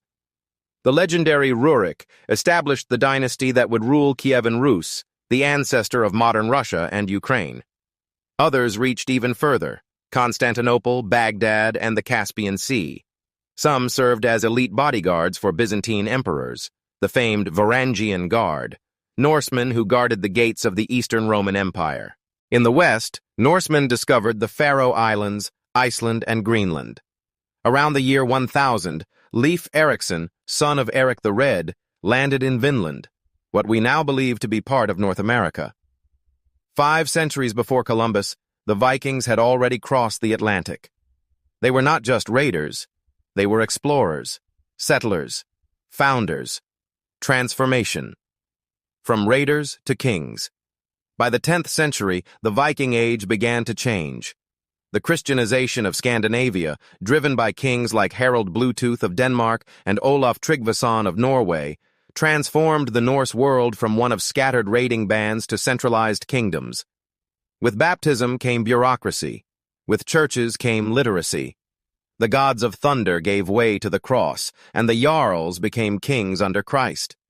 The sword was not abandoned, but it was wielded under new banners. In England, the Norse would rise again, not as invaders, but as monarchs. King Canute the Great, a Danish ruler, would unite England, Denmark, and Norway under a North Sea empire in the early 11th century. The storm had not ended, it had evolved. Legacy, the Viking echo. By the mid-11th century, the Viking Age began to fade. The raids slowed. The longships returned home. Kingdoms stabilized. But the mark they left on Europe was indelible. They reshaped borders, languages, and bloodlines. They forced fractured realms to fortify, organize, and unify. Their settlements became cities. Their names linger in rivers, towns, and royal lineages. In Normandy, their descendants would cross the Channel in 1066 and conquer England. In Russia, they would give rise to empires. In Scandinavia, they would build nations. The Norsemen came as fire, but they left behind iron, forged in the struggle, tempered by time. Epilogue: the storm that shaped the world. Europe did not fall to the Vikings. It survived them, and in surviving, it was transformed. The Viking Age was not a dark chapter. It was a crucible. It burned away complacency, tested kings, shattered borders, and forced the birth of new systems. Feudalism, nationhood, fortresses, monarchies, all were shaped, in part, by the blades of the North. And so, when we speak of civilization, we must also speak of the storm, not as a destroyer alone, but as a creator. For from the fury of the longships came not just ashes, but the architecture of the medieval world. But storms rarely come alone. And as the Northmen faded into kings and settlers, new shadows emerged, galloping from the plains, sailing from the deserts, testing the edges of a weary continent. Part 8. The Magyars and the Saracens. Frontiers tremble. The north had burned. The coasts had bled. The rivers had wept beneath the thunder of Viking prows. Yet even as the fires of Norse conquest began to cool, new storms gathered. This time, not from the sea, but from the south and east. The Carolingian Empire, fractured at Verdun and bruised by the Norse, now found its borders trembling once more, this time under the hooves of Hungarian horsemen and the sails of Saracen corsairs. These were no mere raiders. They were harbingers of change, messengers of empires unborn. The Viking tempest had scarred the heartlands, but now the frontiers would burn. The Magyars, riders from the steppe, to the east of the collapsing Frankish realms, a new power rose, swift as the wind, ruthless as fire. The Magyars, descendants of nomadic tribes from the Ural Mountains, emerged onto the European plain like an arrow loosed from the bow of history. Their arrival in the Carpathian Basin around 895 marked more than a migration. It was a seismic shift. Driven west by the pressure of the Pechenegs and invited by the disintegrating Great Moravian state, the Magyars did not ask permission. They took. Commanded by chieftains like Arpad, these horsemen moved like living shadows, riding lean horses, wielding composite bows with terrifying precision. They mastered the art of the feigned retreat, luring enemy forces into pursuit before wheeling back in devastating counterattacks. Between 900 and 955, the Magyars descended again and again upon the broken kingdoms of the West. They reached Germany, France, even northern Italy. They burned cities, plundered abbeys, and demanded tribute. Their name became a whispered curse across Christendom. The Western response: fear and fragmentation. The rise of the Magyars exposed Europe's deepest wound: disunity. After Charlemagne, no central power remained strong enough to repel wave after wave of cavalry assault. Local lords, lacking imperial coordination, built castles, hired mercenaries, and militarized their fiefs. In truth, the Magyar raids helped birth a new order. Feudalism forged not in theory, but in fire. Knights rose not for glory, but for survival. Peasants swore loyalty not to distant kings, but to those who could protect them with sword and stone. The empire of faith and law gave way to the age of the stronghold. Otto I, the hammer of the East. But Europe would not remain on its knees forever. In Germany, a leader emerged to turn defense into dominion. Otto I, son of Henry the Fowler and heir to the Saxon line. With cold discipline and unyielding will, Otto reforged the eastern Frankish realm into a bulwark of steel. In 955, he faced the Magyars at the Battle of Lechfeld, a clash not just of armies, but of worlds. The Magyars, confident in their speed, met a German army drilled for cohesion. Otto's forces did not chase. They held, they flanked, they crushed. The battle was total. The Magyar threat, which had haunted Europe for over half a century, was finally broken. And with their defeat, something remarkable happened. The Magyars stayed. They did not retreat to the steppe. They did not vanish. They settled. Under the guidance of the Arpad dynasty, they began to adopt Christianity, build cities, and craft a new kingdom. In 1000 CE, Stephen Frege, Arpad's descendant, was crowned King of Hungary, recognized by the Pope himself. The raiders had become rulers. The threat had become a nation. The Saracens, fire from the south. While the Magyars struck from the east, another force harassed the southern shores of Christendom, the Saracens. To the Christian chroniclers of the time, Saracen was a blanket term for the Muslim powers of the Mediterranean, raiders, pirates, and sometimes armies from North Africa, Al-Andalus, Muslim Spain, and the Fatimid Caliphate. But they were not barbarians. They were emissaries of Islamic civilization, a world that, while often at odds with Christian Europe, also far surpassed it in science, medicine, art, and urban sophistication. From their bases in Iberia, Corsica, Sardinia, and even southern Italy, Saracen raiders launched attacks on monasteries, coastal towns, and merchant ships. One of their boldest acts came in 846 when they raided Rome itself, sacking the outskirts and desecrating the basilicas of St. Peter and St. Paul, a trauma so deep that it led to the construction of Rome's Leonine walls, enclosing the Vatican for the first time. Muslim Sicily, a jewel of the Mediterranean. While the Saracens raided, they also settled, most notably in Sicily. From 827 to 902, Muslim forces gradually conquered the island, which had long been a prize contested between Byzantines and Lombards. Under Islamic rule, Palermo became a glittering city of learning, architecture, and trade. Sicily under the Aghlabids and later the Kalbids was not just a base for raids, it was a crossroads of cultures. Muslims, Christians, and Jews lived side by side under a sophisticated legal and economic system. Even as war raged elsewhere, Sicily stood as a paradox, proof that Islam and Christendom, though often enemies, could also produce brilliant fusion. Defenses strengthen. Christendom consolidates. By the 10th century, the tides began to shift. Europe, no longer the open wound it had been in the 800s, began to harden its borders and consolidate its power. The Spanish Christian kingdoms, Leon, Castile, and Aragon, began pushing back against Muslim rule in the Reconquista. In Italy, the papacy and local counts grew more assertive, aided by Norman mercenaries who would eventually wrest Sicily from Islamic control. In Germany, Otto I not only defeated the Magyars, but was crowned Holy Roman Emperor in 962, reviving the idea of a Christian imperium bound to the Church. Europe no longer fought merely to survive.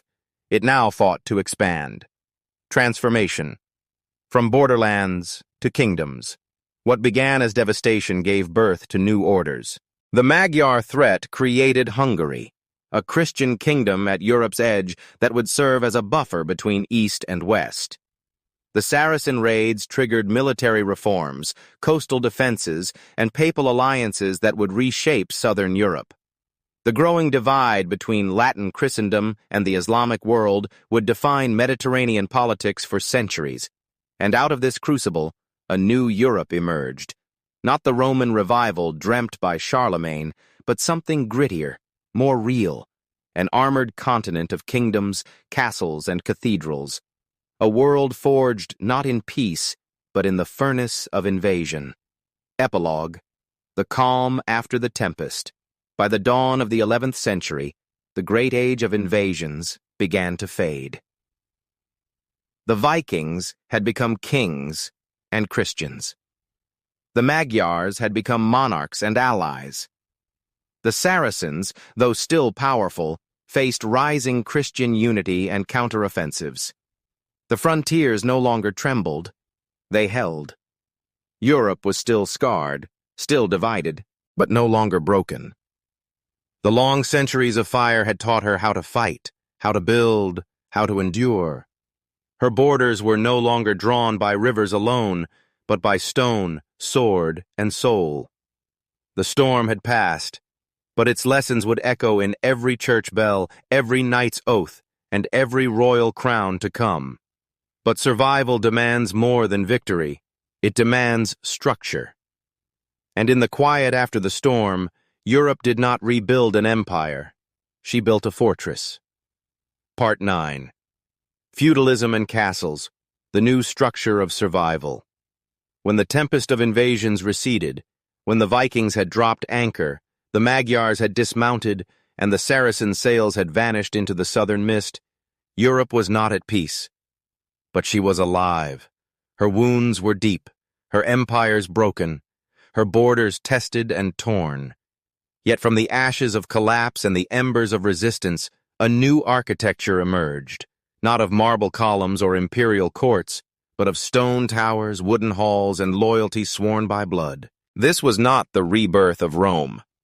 This was the birth of feudalism, a system not designed by philosophers, but carved by necessity, shaped by survival, and forged in fire. The age of castles begins. The castle did not begin as a palace. It began as a refuge. In the 9th and 10th centuries, Europe had learned a brutal lesson. Centralized power could not respond quickly enough to save villages from raiders, horsemen, or pirates. Local defense was no longer a luxury, it was existence. And so across the hills of Francia, the plains of Germany, the highlands of Britain, and the valleys of Italy, something began to rise, mottes and baileys. Wooden stockades on raised earth, simple towers surrounded by trenches. Early warnings, final strongholds. These were not yet the mighty stone citadels of the High Middle Ages, but they were the beginning. The castle, in its earliest form, was the answer to a shattered world.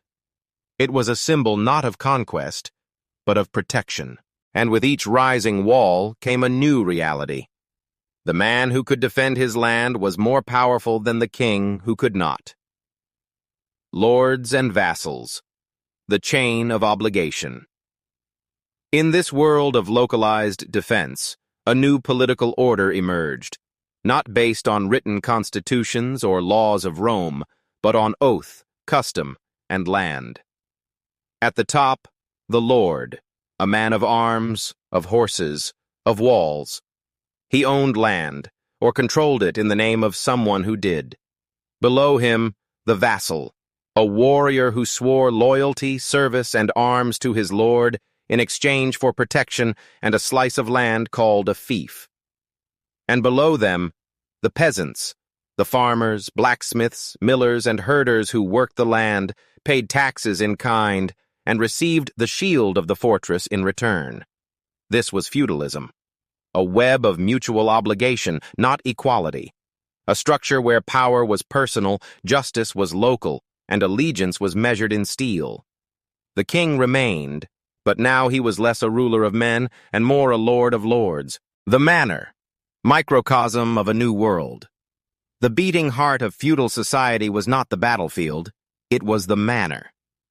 A self-sufficient unit, the manor was village, farm, church, mill, and sometimes castle. It was where law was dispensed, grain was threshed, marriages arranged, and loyalty confirmed. In a world without highways, banks, or police, the manor was life encapsulated. You were born on it, worked it, defended it, and were buried beneath its soil. Serfs, bound peasants, tilled the land not out of slavery, but because the manor was the only guarantee against hunger and death. In exchange, they received the Lord's protection, his grain stores in lean winters, his fortified hall when raiders returned. The manor wasn't just land, it was a promise, a covenant of continuity in a world that had known only chaos. The knight, warrior of the new order. The sword was not gone, it had simply changed hands. Where Roman legions had once marched in disciplined formations, now rode the knight, armored, mounted, elite. Born of the warrior nobility, trained in horsemanship, and raised to wield lance and sword with holy conviction. The knight was more than a soldier. He was the enforcer of feudal society, the executor of justice, the punisher of bandits, the defender of widows and pilgrims, and in time, he would become the vessel for an ideal, chivalry. But in these early centuries, before the poetry and tournaments, the knight was simple and brutal. He served his lord, swore to his liege, and held his fief by might and loyalty. Knighthood was earned in blood, and it was the knights, more than kings, who shaped the physical map of medieval Europe. One campaign, one stronghold, one feud at a time. Feudalism as adaptation, not decline. Modern minds often judge feudalism as primitive, a regression from Rome's roads and republics, its written laws and marble temples, but that is a mistake. Feudalism was not the decay of civilization, it was its adaptation. A continent under siege had done what it must. It decentralized power. It localized authority. It made loyalty personal and defense tangible. Where no emperor could save a village, a local lord might. Where a bishop's letter held no sway, a knight's sword might. Where laws crumbled, oaths remained. It was a system born not from design, but from dire necessity, and in its own way, it worked. The rise of the feudal nobility. As time passed, the men who controlled castles and manors began to see themselves not merely as servants of a king, but as a class unto themselves, the nobility. Barons, counts, dukes, margraves, they styled themselves with inherited titles, carved domains from old provinces, and forged dynasties that would rival kings. Their halls became courts. Their alliances became networks of power. They married strategically. They patronized abbeys and built chapels. They hosted tournaments, minted coins, and passed on their holdings by hereditary right. By the 11th century, a new reality had emerged. The nobility were Europe's true governors. Kings who wanted peace had to placate them. Popes who wanted armies had to court them. Merchants who wanted safety had to pay them. Castles as symbols, beyond defense. By now, the castle was no longer just a place of safety. It was a symbol of authority. Stone replaced wood. Keeps rose higher. Moats were dug. Gatehouses were reinforced. Within, great halls echoed with feasts and decrees. Armories were stocked, chapels consecrated, banners raised.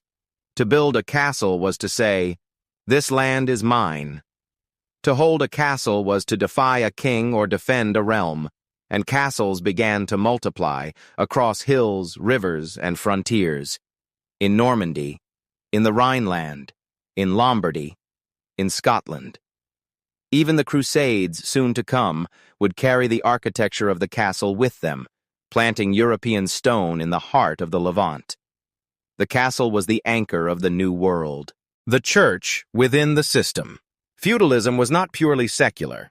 The church, landed, powerful, and spiritual, fit seamlessly into the structure. Bishops and abbots held fiefs. Monasteries collected tithes. Papal legates negotiated with kings and excommunicated disobedient nobles. The church was both outside the feudal chain and deeply embedded within it.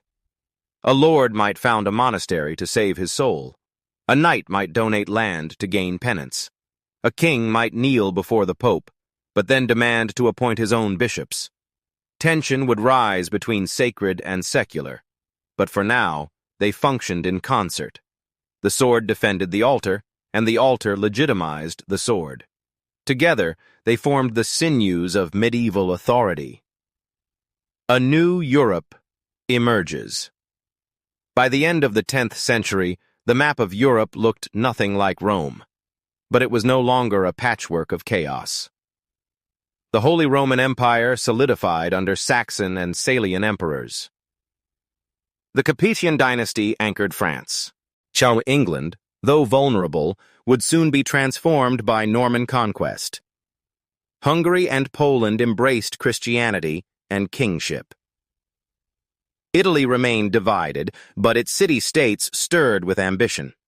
Europe had survived the age of invasions by turning inward, by shrinking its circles of trust, by building walls, both physical and political, and in doing so, it had created a structure that endured. Epilogue. Fortress of the future. Feudalism did not bring utopia. It brought order, of a rough, personal, and often brutal kind. It was not equal. It was not just. But it was functional. And in a world where famine, war, and fire were constants, function was everything. Europe did not rebuild itself as Rome reborn. It became something different. A continent of lords and peasants, knights and castles, monks and markets. Feudalism was not the end of civilization. It was the pause, the long, hard breath before Europe's next awakening. And though its oaths would one day break, its castles crumble, and its kings be challenged, the structure it gave birth to would shape 1,000 years of history, in stone, in blood, and in flame. But even behind stone walls, the world kept turning. And while swords held the borders, it was hands, crafting, trading, building, that began to shape the future. Part 10. Urban Revival. From Village to Fairground. After centuries of siege and sword, the dust of invasion began to settle. Castles crowned the hills, knights patrolled the roads, manors anchored the countryside like stars across a dark sky. Europe, still bound by feudal oaths and the rhythm of the plow, had survived the age of ruin. But beneath the crust of stone and steel, something began to stir. Not a kingdom, not a crown, but a heartbeat. The heartbeat of commerce, of craft, of community. It started in the humblest of places. A fork in a road, a bridge over a river, the shadow of an abbey wall. And then it grew, like fire under kindling. The cities returned, the markets buzzed. Europe was waking, not as an empire, but as a marketplace. The long silence ends. For nearly 4 centuries after the fall of Rome, much of Europe had become rural and self-sufficient. The great Roman cities, once vibrant with aqueducts and amphitheaters, had emptied into silence. Trade routes vanished. Coinage became rare. People lived close to the land and closer to fear. But no silence lasts forever. By the 10th and 11th centuries, a quiet revolution took root. Populations began to rise. Fields became more productive, thanks to the heavy plow, 3-field crop rotation, and improved harnessing methods. With more mouths fed, not everyone needed to farm. And when not everyone needs to farm, a civilization moves. Surplus grain begat markets. Markets begat roads. Roads begat towns. Towns begat change. The fair, Europe's first urban festival. Before the walled cities, there were fairs, temporary bursts of color and coin. At crossroads, near monasteries, or on saintly feast days, people gathered to buy, barter, and feast. These were not humble village affairs. They were vast, international gatherings of trade and spectacle. The champagne fairs of northern France became legendary. Cloth from Flanders, spices from the Levant, silver from Germany, wool from England, all exchanged hands beneath a canopy of tents and laughter. Merchants traveled in caravans, protected by local lords or church guarantees. Coins clinked, languages mixed. Deals were made with nods, oaths, and calloused hands. These fairs were more than markets. They were incubators, testing grounds for urban life. From market to municipality. Some fairs never folded their tents. Some bridges never emptied. Some roadside inns became permanent. Towns began to rise again, not as extensions of empires, but as independent organisms. They demanded walls, guards, rules, and charters. By the 11th century, Europe witnessed the rebirth of urbanism.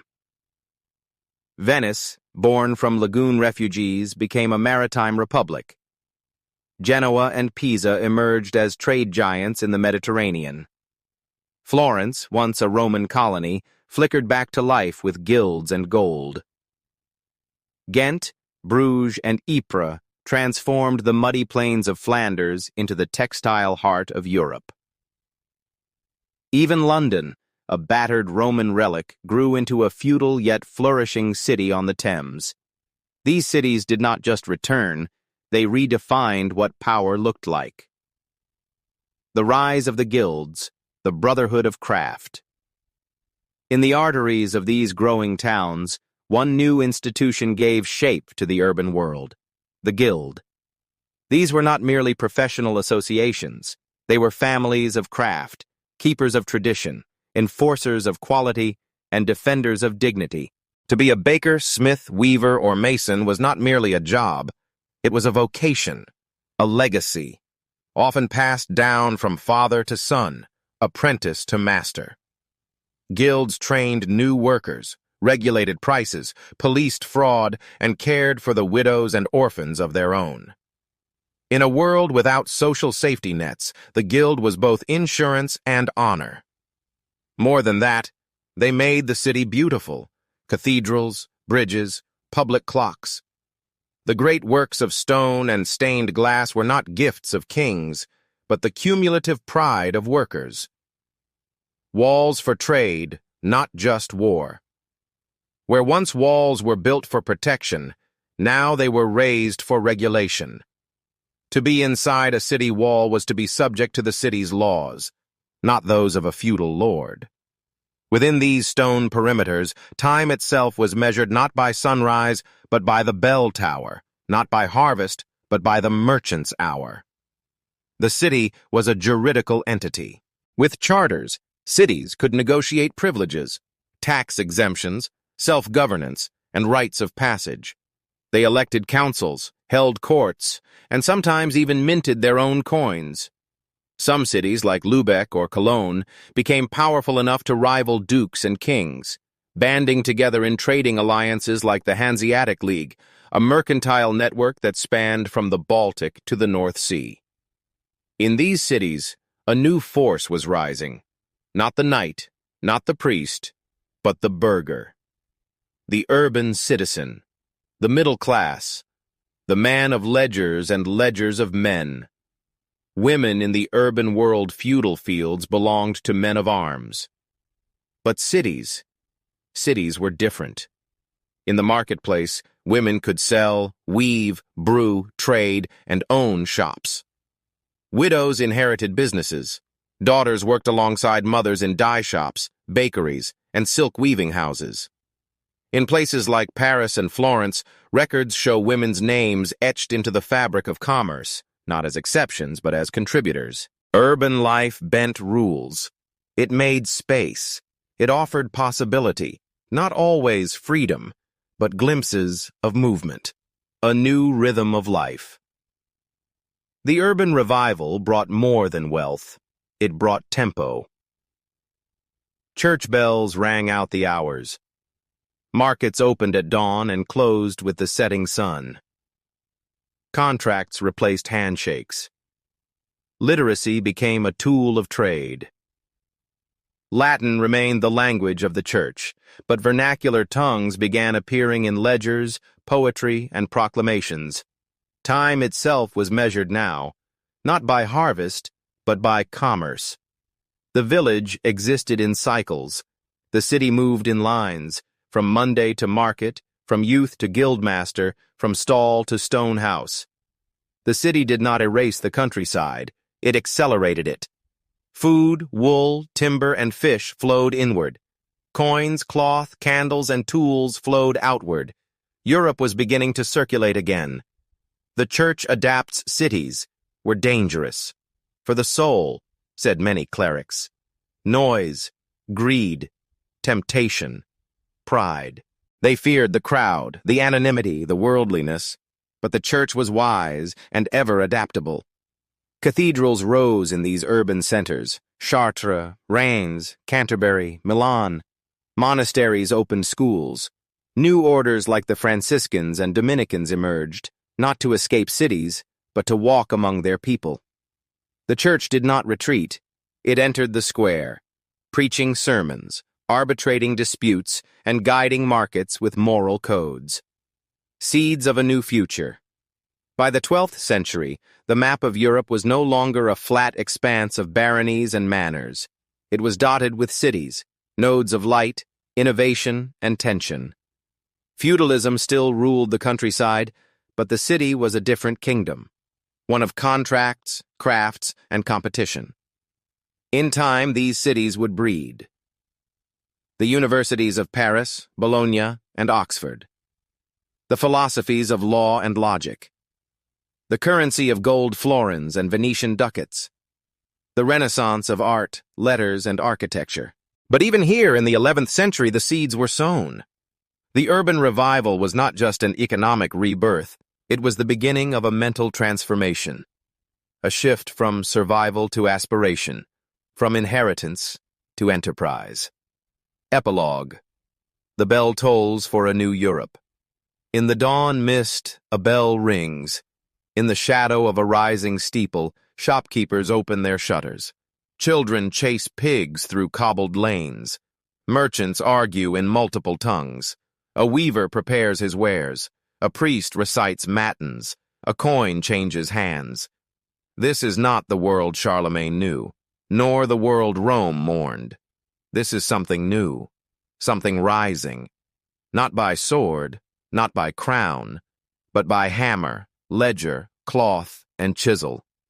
The city had returned, and with it, a Europe that breathes again. Yet as cities stirred and markets awakened, another light burned quietly, older, deeper, and not of coin or craft, but of conscience. Part 11.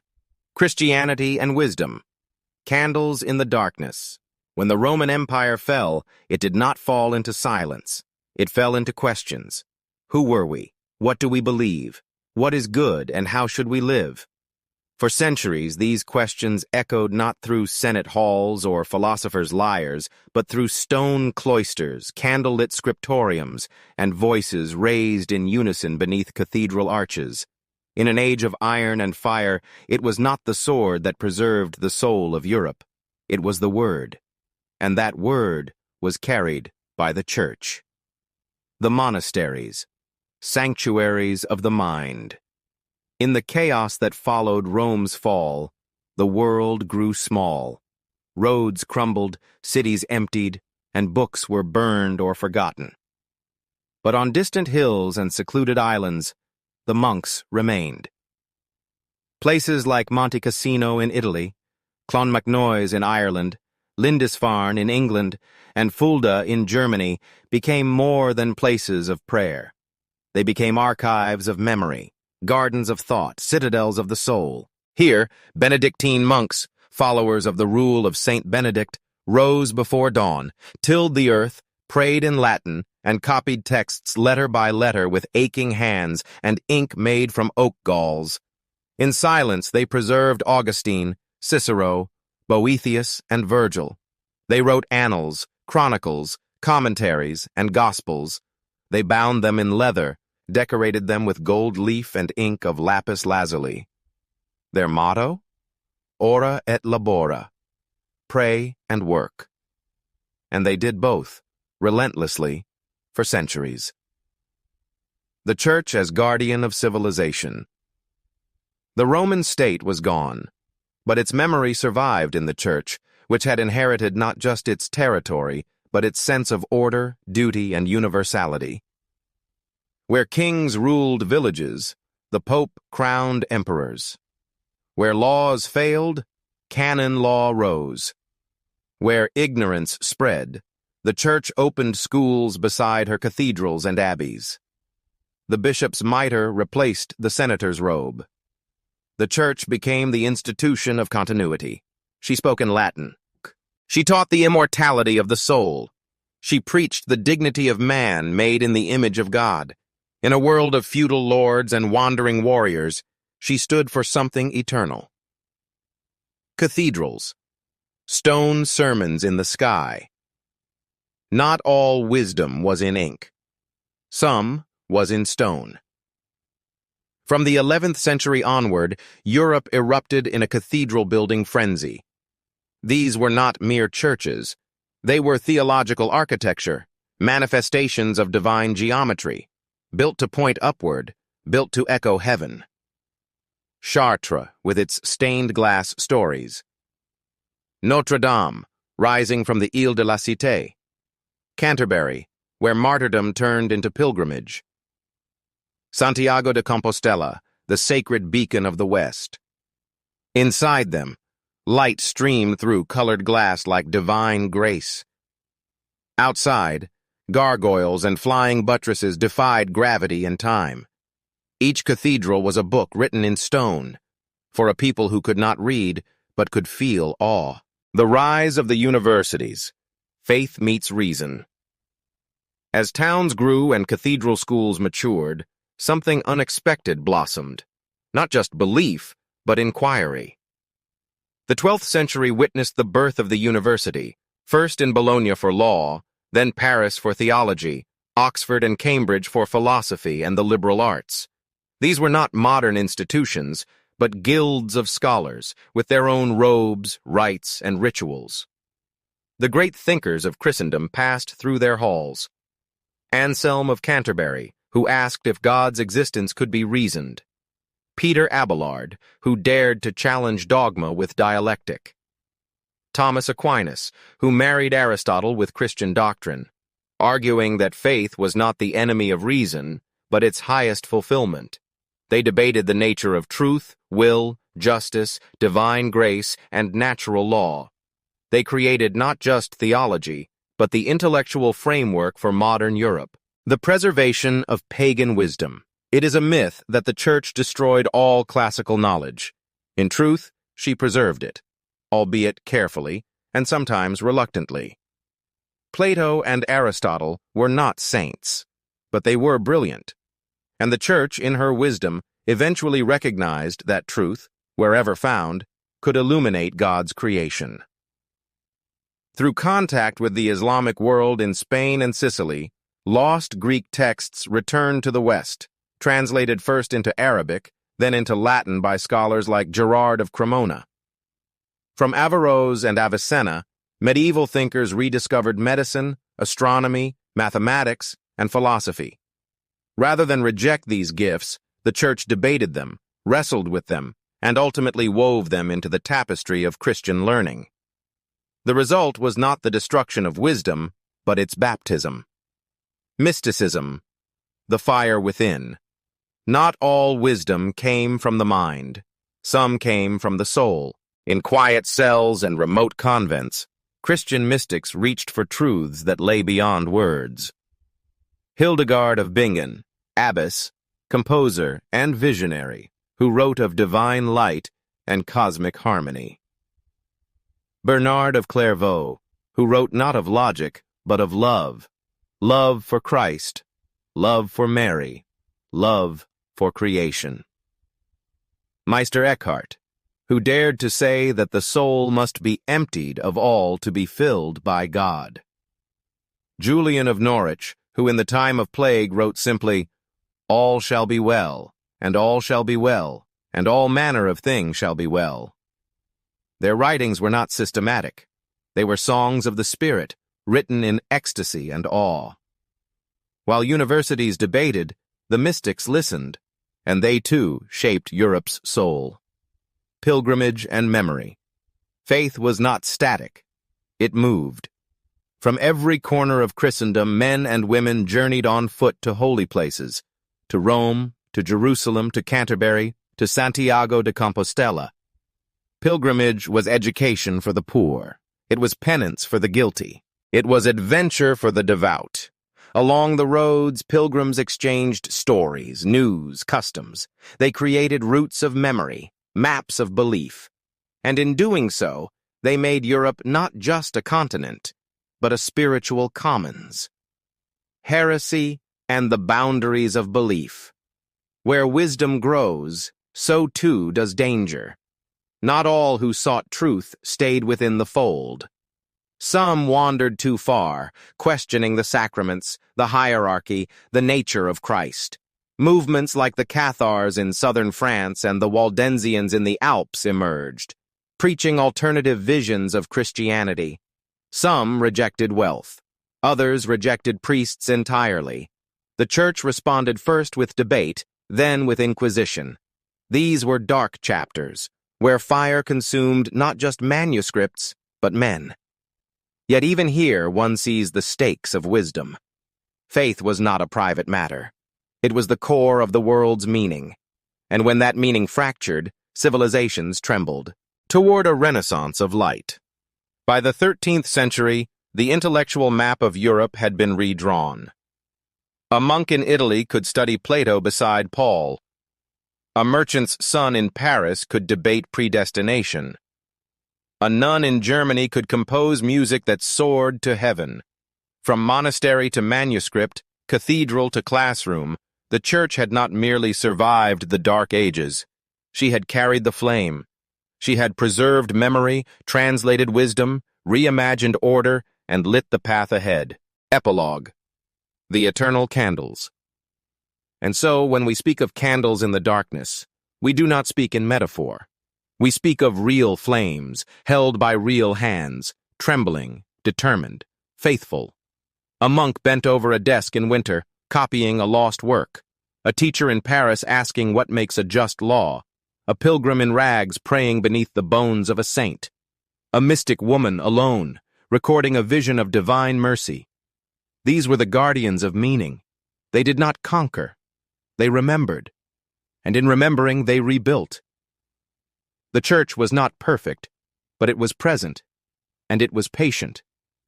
Through centuries of fire and frost, it kept the soul of Europe alive, not by clinging to the past, but by illuminating the path forward. With ink, with prayer, with courage. But faith, once kindled in quiet contemplation, does not always remain still. Sometimes it hungers, not just to endure, but to advance. Part 12. The Call to Crusade, a Sacred Vow, 1095 CE. By the twilight of the 11th century, Europe stood upon the threshold of transformation. Cities had returned. Wisdom had been rekindled. Faith burned like a forge behind monastery walls and cathedral altars. But now, the fire leapt from the sanctuary to the battlefield. This was not conquest for gold, nor feudal ambition wrapped in steel. This was the crusade, a sacred eruption of belief turned into motion, of sin seeking redemption through holy violence. It began with a voice. One man, standing before kings and peasants alike, declaring a war not of men, but of God. The spark in Clermont, 1095 CE. In the cold November air of 1095, in the city of Clermont, Pope Urban II stood before a vast gathering of nobles, bishops, and common men. He did not call for vengeance. He called for salvation. The Byzantine emperor, Alexios I Komnenos, had sent a plea westward, begging for aid against the Turkish advance into Anatolia, where once stood the Christian heartland of the East. Urban seized this moment, not merely to protect an ally, but to unite the fractious warriors of Christendom under one holy banner. He spoke not of territory, but of Jerusalem. Not of empire, but of eternity. "Deus vult," he cried. "God wills it!" A thunder of voices rose in response, like the echo of heaven descending to earth. Knights wept. Peasants vowed. Across Europe, men marked themselves with the sign of the cross, sewing it into their tunics, carving it into their shields. They were no longer soldiers. They were pilgrims with swords. The First Crusade, baptized in blood and glory, 1096 to 1099. The First Crusade was not a single army. It was a torrent.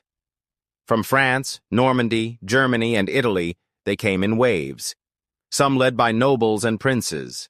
Others, like Peter the Hermit's People's Crusade, by firebrand preachers leading mobs of poor and desperate souls. Many would die before reaching the Holy Land. Some would stain their cause with pogroms and massacres against Jews in the Rhineland, revealing the darkness that too often shadowed the light. But those who survived, those hardened by famine, betrayal, and siege, would carve a path through Anatolia, Antioch, and finally, Jerusalem. In 1099, after a grueling siege, they breached the holy city's walls. For a moment, silence fell. Then blood flowed in the streets, soldiers praising God even as they slew in his name. It was redemption, horror, and glory entangled. The Crusaders planted their cross on the Temple Mount. They had not just reclaimed a city. They had forged a myth, one that would echo for centuries. The kingdom of heaven, Christendom in the East. From the ashes of war rose something new. The Crusader states. The kingdom of Jerusalem, its crown sacred and contested. And the county of Edessa, fragile and exposed. The principality of Antioch, a fortress of Latin pride. The county of Tripoli, linking coast to desert. These were not colonies. They were ideological frontiers, where European chivalry, Eastern commerce, and Christian zeal merged into something both radiant and doomed. The Templars and Hospitallers, holy knights in monastic armor, patrolled these lands, protecting pilgrims and battling Saracen raiders. But they were always surrounded, always outnumbered. Their very existence was a miracle maintained by steel and prayer. Faith becomes flame. Crusades multiply. The success of the First Crusade unleashed a wave of holy warfare. The Second Crusade, 1147 to 1149, called after the fall of Edessa, led by kings but ending in disarray. The Third Crusade, 1189 to 1192, a titanic clash between Richard the Lionheart and Saladin, the noble Sultan of Egypt and Syria. The Fourth Crusade, 1202 to 1204, a tragic deviation that ended not in Jerusalem, but in the sack of Constantinople, Christian slaughtering Christian in a storm of betrayal. The ideals that once stirred tears at Clermont began to fray under the weight of politics, greed, and disillusionment. But still, the cry remained. Deus vult. Even as the light dimmed, it burned. Saladin, the noble opponent. No tale of the Crusades is complete without Salah ad-Din, known in the West as Saladin. He was not a barbarian, but a man of letters, faith, and command. He recaptured Jerusalem in 1187, not with rage, but with restraint. Where the Crusaders had slaughtered, he offered terms. Where they had burned, he spared. His mercy earned him reverence even among his enemies. Saladin became the mirror to Europe's soul, a reminder that chivalry and holiness were not owned by the West. Through him, the Crusades became not just a war of religion, but a dialogue of civilizations through battle. The Children's Crusade. Innocence misled. By 1212, something strange and tragic occurred. Tens of thousands of children, believing their purity could succeed where knights had failed, marched south, seeking ships to the Holy Land. They were never seen again. Some were sold into slavery. Others perished in the sea or on the roads. Their bones are gone, but their story survives, a testament to the depth of belief and the blindness of zeal. The Crusades were not merely military campaigns, they were emotional earthquakes, shaking every soul from prince to peasant. The impact: a sword cuts both ways. The Crusades changed everything. One, trade boomed. From the Levant came spices, silks, glassware, and ideas. Italian ports like Venice, Genoa, and Pisa grew rich and powerful. 2. Contact with Islamic scholars rekindled Europe's knowledge of Greek philosophy, mathematics, and medicine. 3. Military orders gained vast lands and influence, blending monastic piety with brutal efficiency. The papacy rose in moral authority, but also opened itself to critique as failures mounted and corruption crept. The Crusades unified Christendom briefly, but also exposed its cracks, between East and West, between faith and ambition, between ideal and action. They left scars, legends, relics, and ruins. They also left a changed world. The soul of the crusader. Who were these men who sewed crosses on their chests and marched toward death? They were not mere warriors. They were pilgrims with blades, driven by the promise of eternal life, the remission of sins, the thrill of battle sanctified by divine command. They sold their lands, kissed their wives goodbye, and walked toward the sunrise. Some went in glory. Some returned broken. Others vanished beneath the sands. But in each of them burned a truth, misguided perhaps, but pure, that to fight for something greater than oneself is the highest form of courage, that to suffer for the sacred is its own kind of salvation. They did not merely die for Christ, they became myth, and in doing so, shaped the very identity of medieval Europe.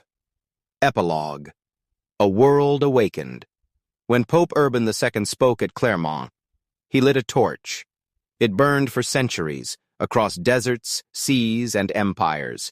It burned through hypocrisy and heroism, through blood and benediction.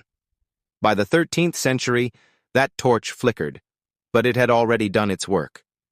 Europe had looked outward. It had moved as one, even if briefly. It had learned, fought, traded, and wept beyond its borders. The Crusades did not reclaim the Holy Land forever, but they awakened Europe's sense of destiny, and in that fire, new dreams would rise, of empire, of exploration, of a world still trembling beneath the weight of faith and flame. But for every cry of Deus Vult in the West, there echoed a call to prayer in the East. For every knight who marched toward Jerusalem, a warrior rose beneath the minarets of Damascus or Cairo. Part 13. Between Cross and Crescent, Faith and Steel Collide. The fire of the Crusades had been lit with prayer, fueled by sword, and sustained by faith.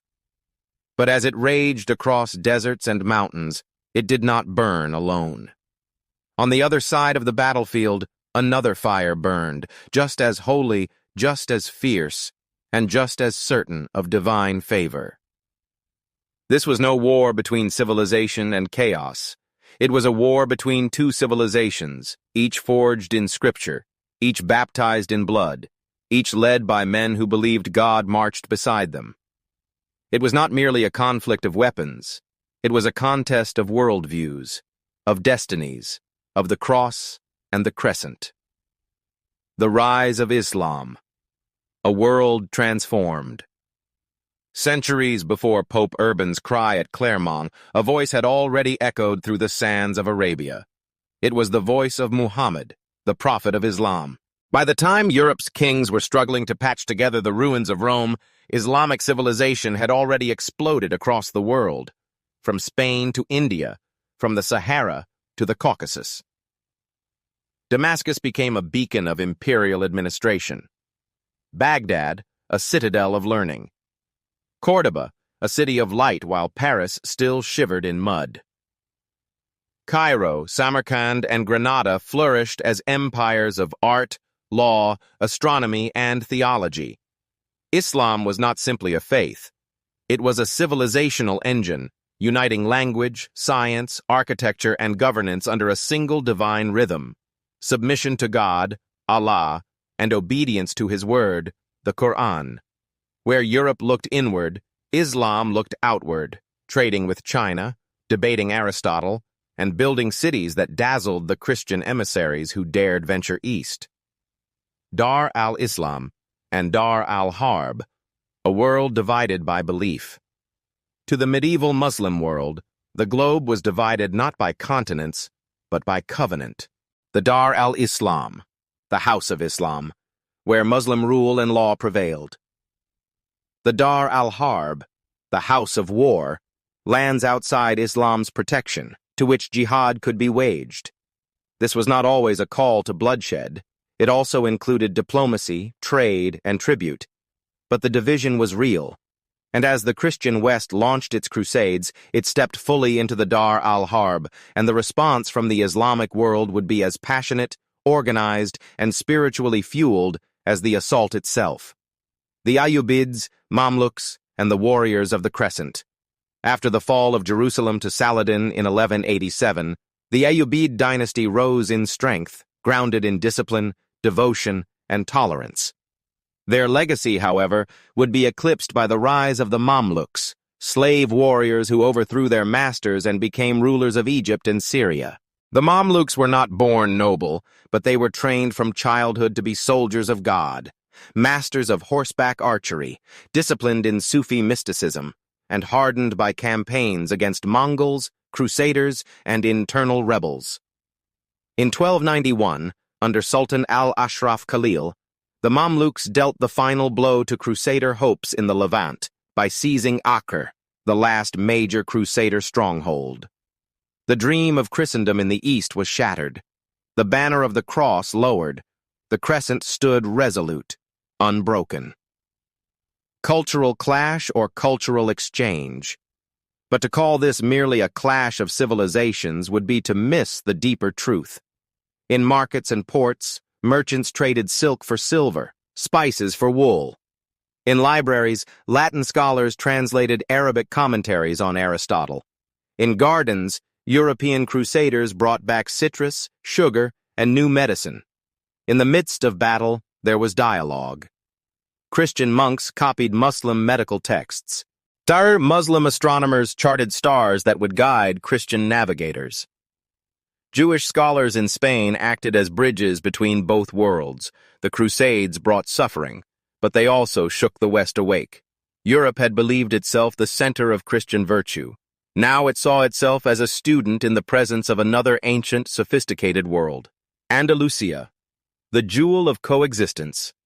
Nowhere was the confluence of cross, crescent, and star more brilliant than in Al-Andalus, Muslim-ruled Spain. In cities like Toledo, Granada, and Seville, for centuries, Muslims, Christians, and Jews lived, studied, and created together. Philosophers like Averroes, Ibn Rushd, and Maimonides debated reason and revelation. Poets blended Arabic rhythm with Hebrew psalms and Christian mysticism. Architecture flourished with forms like the horseshoe arch and mosaic calligraphy, influencing Gothic builders north of the Pyrenees. Though Al-Andalus would eventually fall to the Christian Reconquista, its legacy endured. It proved that between cross and crescent, there could be not just collision, but convergence. The Reconquista. The cross strikes back. Even as crusaders marched east, Christian kings in Iberia launched their own holy war southward. For centuries, Muslim and Christian realms seesawed across the peninsula. The Battle of Las Navas de Tolosa in 1212 marked the beginning of Muslim decline. By 1492, year of Columbus, Granada, the last Muslim kingdom, fell to Ferdinand and Isabella. That same year, the Alhambra decree expelled Jews from Spain. The age of coexistence ended in flame and exile. The cross had reclaimed the land, but the crescent had shaped its soul forever. The Crusades of the East, Byzantium. besieged. While Latin crusaders battled in Jerusalem, the Eastern Roman, or Byzantine, Empire watched with suspicion and fear. The crusaders were allies and invaders. In 1204, during the Fourth Crusade, Latin armies sacked Constantinople, looting its churches, desecrating its relics, and fracturing Christian unity beyond repair. The crescent would not destroy Byzantium first. The cross did. And so, when Mehmed II of the Ottoman Empire laid siege to Constantinople in 1453, the city was isolated, betrayed, and weary. The crescent triumphed. The once glorious capital of Christian Rome became Istanbul. A new Islamic empire, Ottoman, disciplined, and ambitious, now stood as the gatekeeper between East and West. The legacy of faith-fueled war. What, then, do we make of the centuries between cross and crescent? They were not merely times of religious zeal. They were crucibles where cultures burned, merged, and evolved. Chivalry was shaped by Islamic ideals of honor and valor. Scholasticism was sharpened by Muslim philosophy. Medicine, mathematics, and architecture crossed borders both visible and invisible. Yet the scars remained. From Jerusalem to Vienna, from Cordoba to Constantinople, walls were built not just of stone, but of fear and memory. Even today, the echoes persist. The eternal struggle, not of religion, but of power. It is tempting to paint the Crusades as a war of Christians versus Muslims, but history defies simplicity. Crusaders attacked fellow Christians in Byzantium. Muslim rulers allied with Christian kings against rival emirs. Some men fought for gold, not God. Others died for cities they had never seen, in the name of a savior they barely understood. The deeper truth? The wars between cross and crescent were not just about religion. They were about identity, power, and the shape of the world to come. Epilogue. From collision to continuity. And yet, amid the clash, a strange and silent miracle occurred. The call to prayer still rose from minarets. The church bell still rang through village air. The books, buildings, and dreams of both worlds survived the fire. From this collision was born a new Europe, wiser, more aware, and forever changed. The crescent did not destroy the cross. The cross did not erase the crescent. Instead, both became part of a shared, if painful, tapestry, a legacy of light and shadow, of war and wonder that would echo down the ages. But even as swords clashed and banners fell, it was not always the battlefield that defined the era. It was the library. For beyond the bloodied hills of Jerusalem, another world had already bloomed. Part 14. Islamic Civilization and the Tragedy of the West. While the West marched in mail and chanted Deus Vult, forging its destiny in the crucible of faith and steel, another world, older, wiser, and in many ways more radiant, rose in the lands of the Crescent. This was not merely the enemy that knights of Christendom confronted across the battlefield. It was a civilization, full, vast, and dazzling, that stood as a mirror to the medieval West. While cathedrals rose in stone silence and Christian kings bled for a fractured Jerusalem, the Islamic world thrived in golden domes, soaring minarets, and the ink of scholars. It was the East, not the West, that carried the torch of Rome, of Greece, of human brilliance itself. And therein lies the tragic paradox of the Middle Ages, that while Europe wielded the sword in the name of salvation, it often left behind the treasures of the mind. And while Christendom fought to seize the Holy Land, it forgot to protect the holy fire of knowledge. The House of Wisdom, Baghdad's beacon. In the heart of the Abbasid Caliphate stood Baghdad, the city of peace, founded in 762 CE by Caliph al-Mansur, and transformed by his successors into the intellectual capital of the world. Here stood the Beit al-Hikmah, the House of Wisdom, a place where knowledge was not feared, but revered. Greek texts, lost to the West, were translated into Arabic by polymaths like Hunayn ibn Ishaq and Thabit ibn Qurra. The works of Plato, Aristotle, Hippocrates, and Galen passed through Arabic into Latin, resurrected for Europe centuries later through Islamic hands. This was not merely preservation, it was transformation. Islamic scholars corrected, refined, and expanded upon the ancients. They were not content to inherit brilliance, they made it brighter. The scientists of Allah, masters of the natural world. Across the lands of Islam, from Samarkand to Cordoba, minds flourished. Al-Khwarizmi gave the world algebra, from Al-Jabr, a language of logic that would shape modern mathematics. Ibn Sina, Avicenna, authored the Canon of Medicine, a text that remained standard in European universities until the 17th century. Al-Razi, Rhazes, distinguished smallpox from measles, pioneered experimental medicine, and advocated for ethical care. Al-Hazan wrote on optics with precision centuries ahead of European science. Ibn al-Haytham, Omar Khayyam, al-Biruni, each a titan of intellect, reaching into fields the Christian West had barely begun to map. Astronomy, chemistry, engineering, philosophy, the Islamic world mapped the stars while Europe feared heretics. This was not magic. This was civilization guided by faith, but driven by reason. Cordoba, light in the west. On the western frontier of the Islamic world rose Al-Andalus, the Muslim-ruled region of the Iberian Peninsula. Its crown was Cordoba, a city of 500,000 souls when London and Paris were villages of mud. Here, libraries held over 400,000 manuscripts. Public baths were abundant. Streetlights illuminated the night. It was here that Jews, Christians, and Muslims shared streets, schools, and ideas, often uneasily, sometimes unequally, but more freely than in most of Europe. In a time when Christian Europe burned dissenters, Maimonides, a Jewish philosopher and physician, rose to prominence under Muslim protection.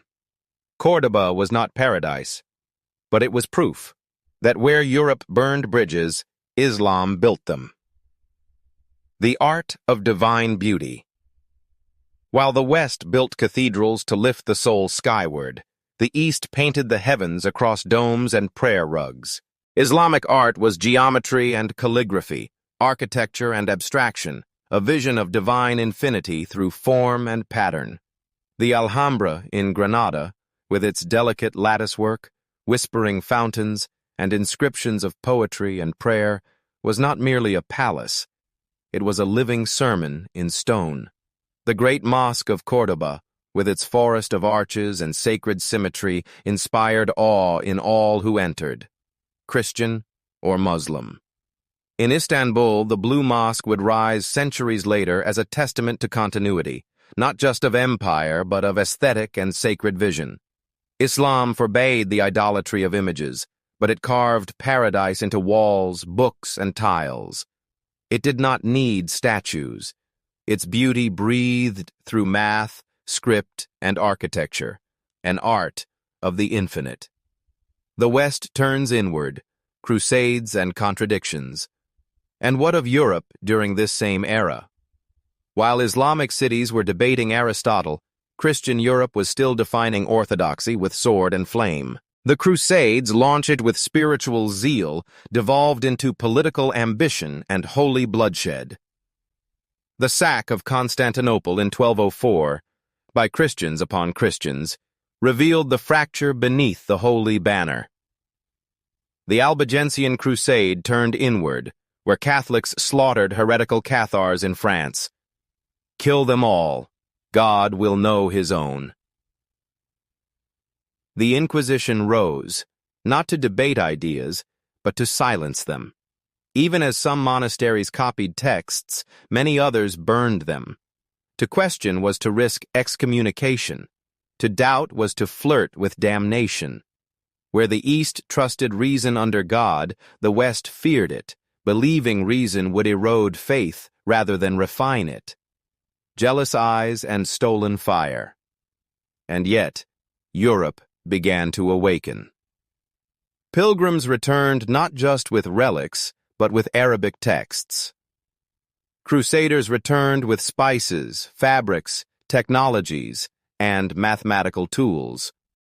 Translators in Toledo and Sicily began to labor over the works of Avicenna, Averroes, and Al-Farabi, converting Arabic back into Latin. These works would spark the scholastic revolution. They would inspire Thomas Aquinas, Albertus Magnus, and countless others.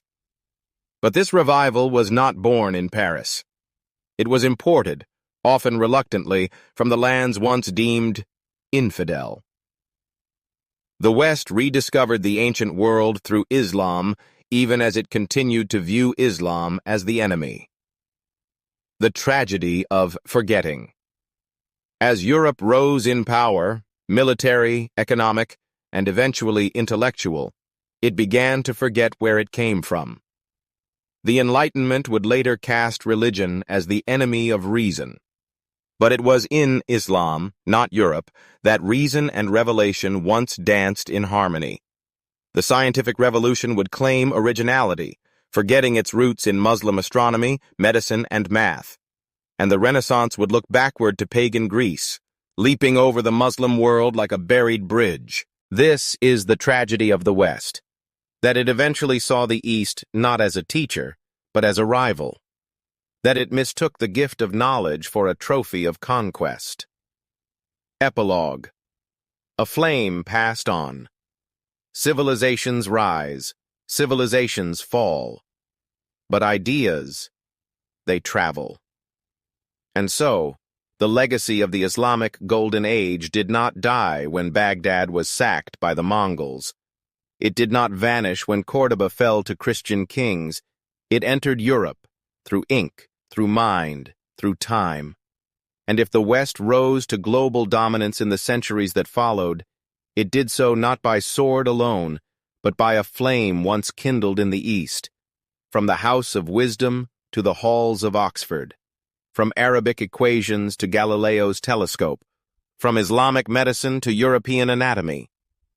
The soul of Western civilization was not purely European. It was global, interwoven, and indebted to the very lands it once feared and fought. And so, as the wisdoms of the East seeped silently into Western soil, it did more than enlighten minds. It cracked the foundations of an age. For once the flame of knowledge is past, it cannot be returned to the lamp. Europe had borrowed brilliance, and in doing so, awakened a hunger not even faith could contain. Part 15. The end of an era. The dawn of reflection. The bells still rang. The cathedrals still soared.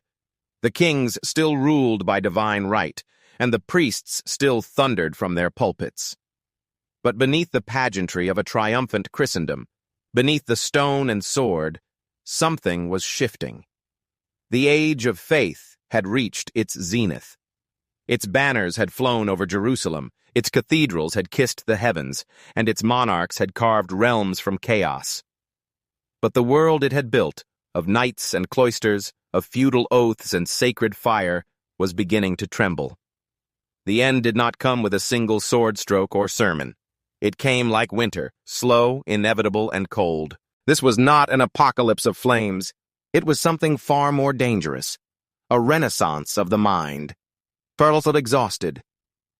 By the end of the 13th century, Europe had marched across continents, erected empires, and spilled oceans of blood. Yet for all its glory, it found itself weary. The crusader kingdoms in the Levant had crumbled. The Reconquista had ended with exile, not unity. The Inquisition turned neighbors into informants and doubt into a death sentence. Constantinople, once the jewel of Christian power, was now Istanbul, a prize of the Ottomans. And Rome? Still sacred, but weakened by schism, its popes squabbling like feudal barons. Even the Gothic cathedrals, once the proud symbols of spiritual ascent, began to feel less like sanctuaries and more like monuments to a waning dream. The West had conquered, but what exactly had it won? The Black Death, mortality made visible. And then came the plague. In 1347, a ship arrived in Sicily from the east. Its hold carried rats. The rats carried fleas. The fleas carried death. In less than 5 years, the Black Death would ravage Europe, killing 1/3 to half the population. Cities became morgues. Fields lay untilled. Monasteries fell silent. Priests died faster than they could bless the dying. No war, no sermon, no relic could stop it. The flagellants whipped themselves through the streets, crying out for forgiveness. Jews were burned, accused of poisoning wells. And beneath it all, a deeper question spread. If God loved Christendom, why had he forsaken it? The Black Death was more than a biological catastrophe. It was a spiritual earthquake. It shattered certainty. It planted doubt. Schism and scandal.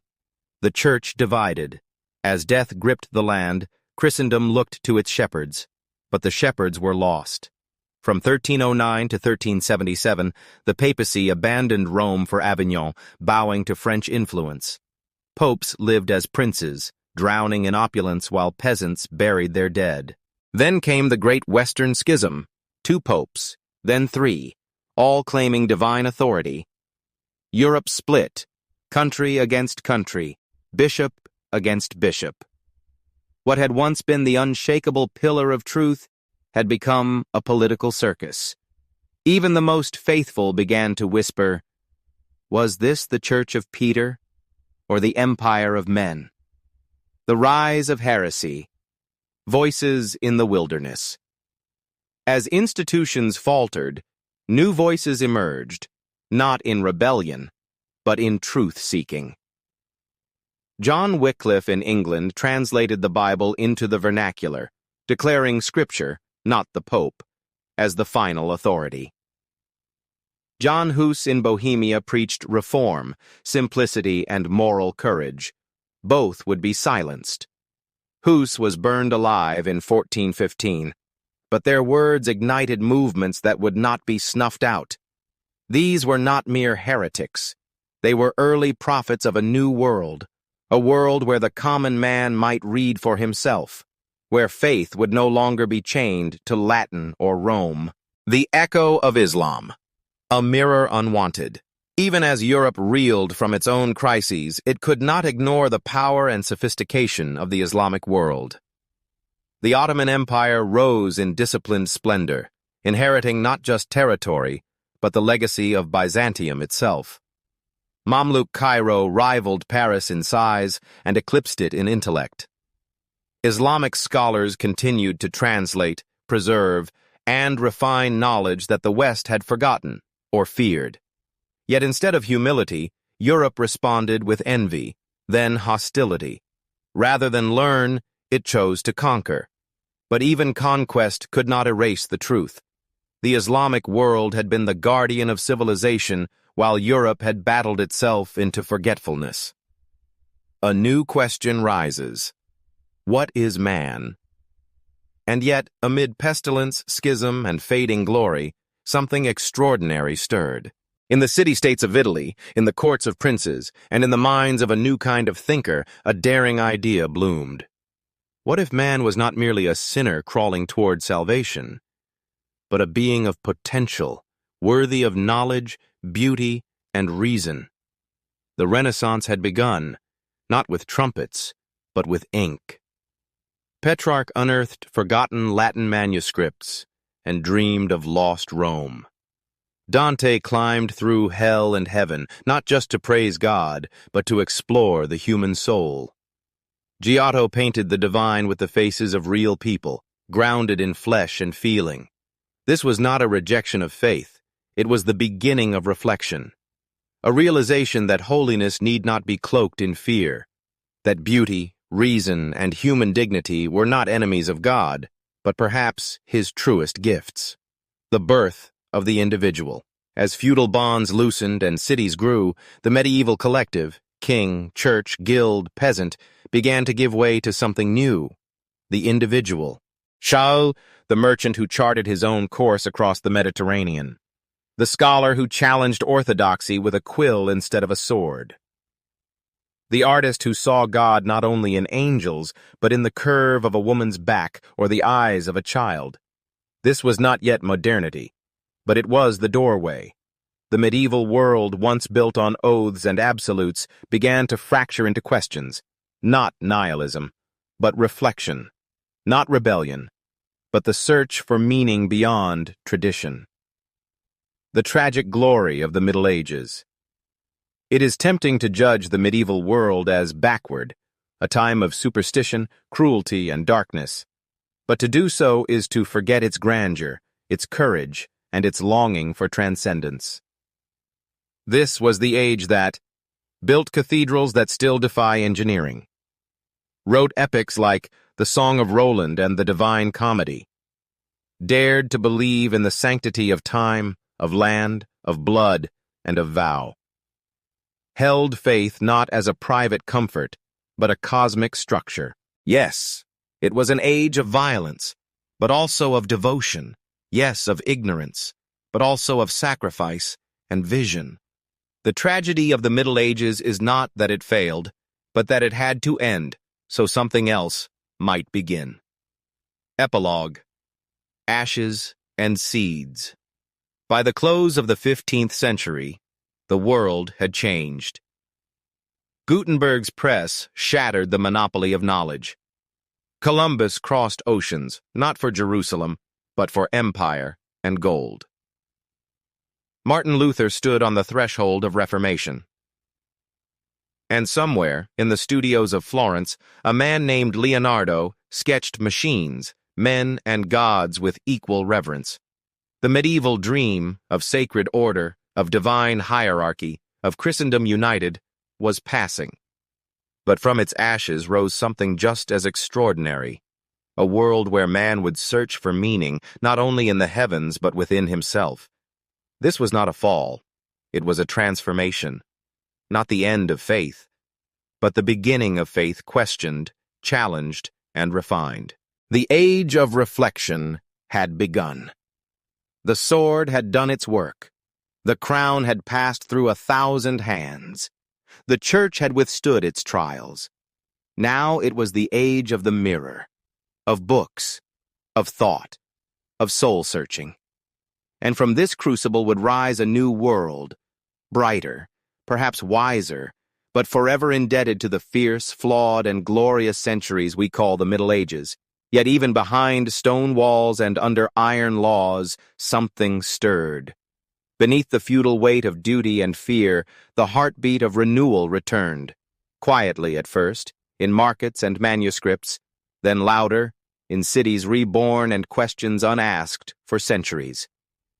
From ashes to awakening, the soul of a civilization forged in fire. 15 centuries, 15 trials, 15 echoes of a continent rising from its knees. This is not merely the history of Western Europe. It is the story of humanity's greatest metamorphosis, told in steel and scripture, in fire and faith, in ruin and renewal. It began in 476 CE, when Rome, mighty, eternal, collapsed beneath the weight of its own contradictions. What followed was not silence, but struggle. The Western world did not die. It transformed. Barbarian kingdoms rose from the carcass of empire, not as destroyers, but as heirs to its shattered glory.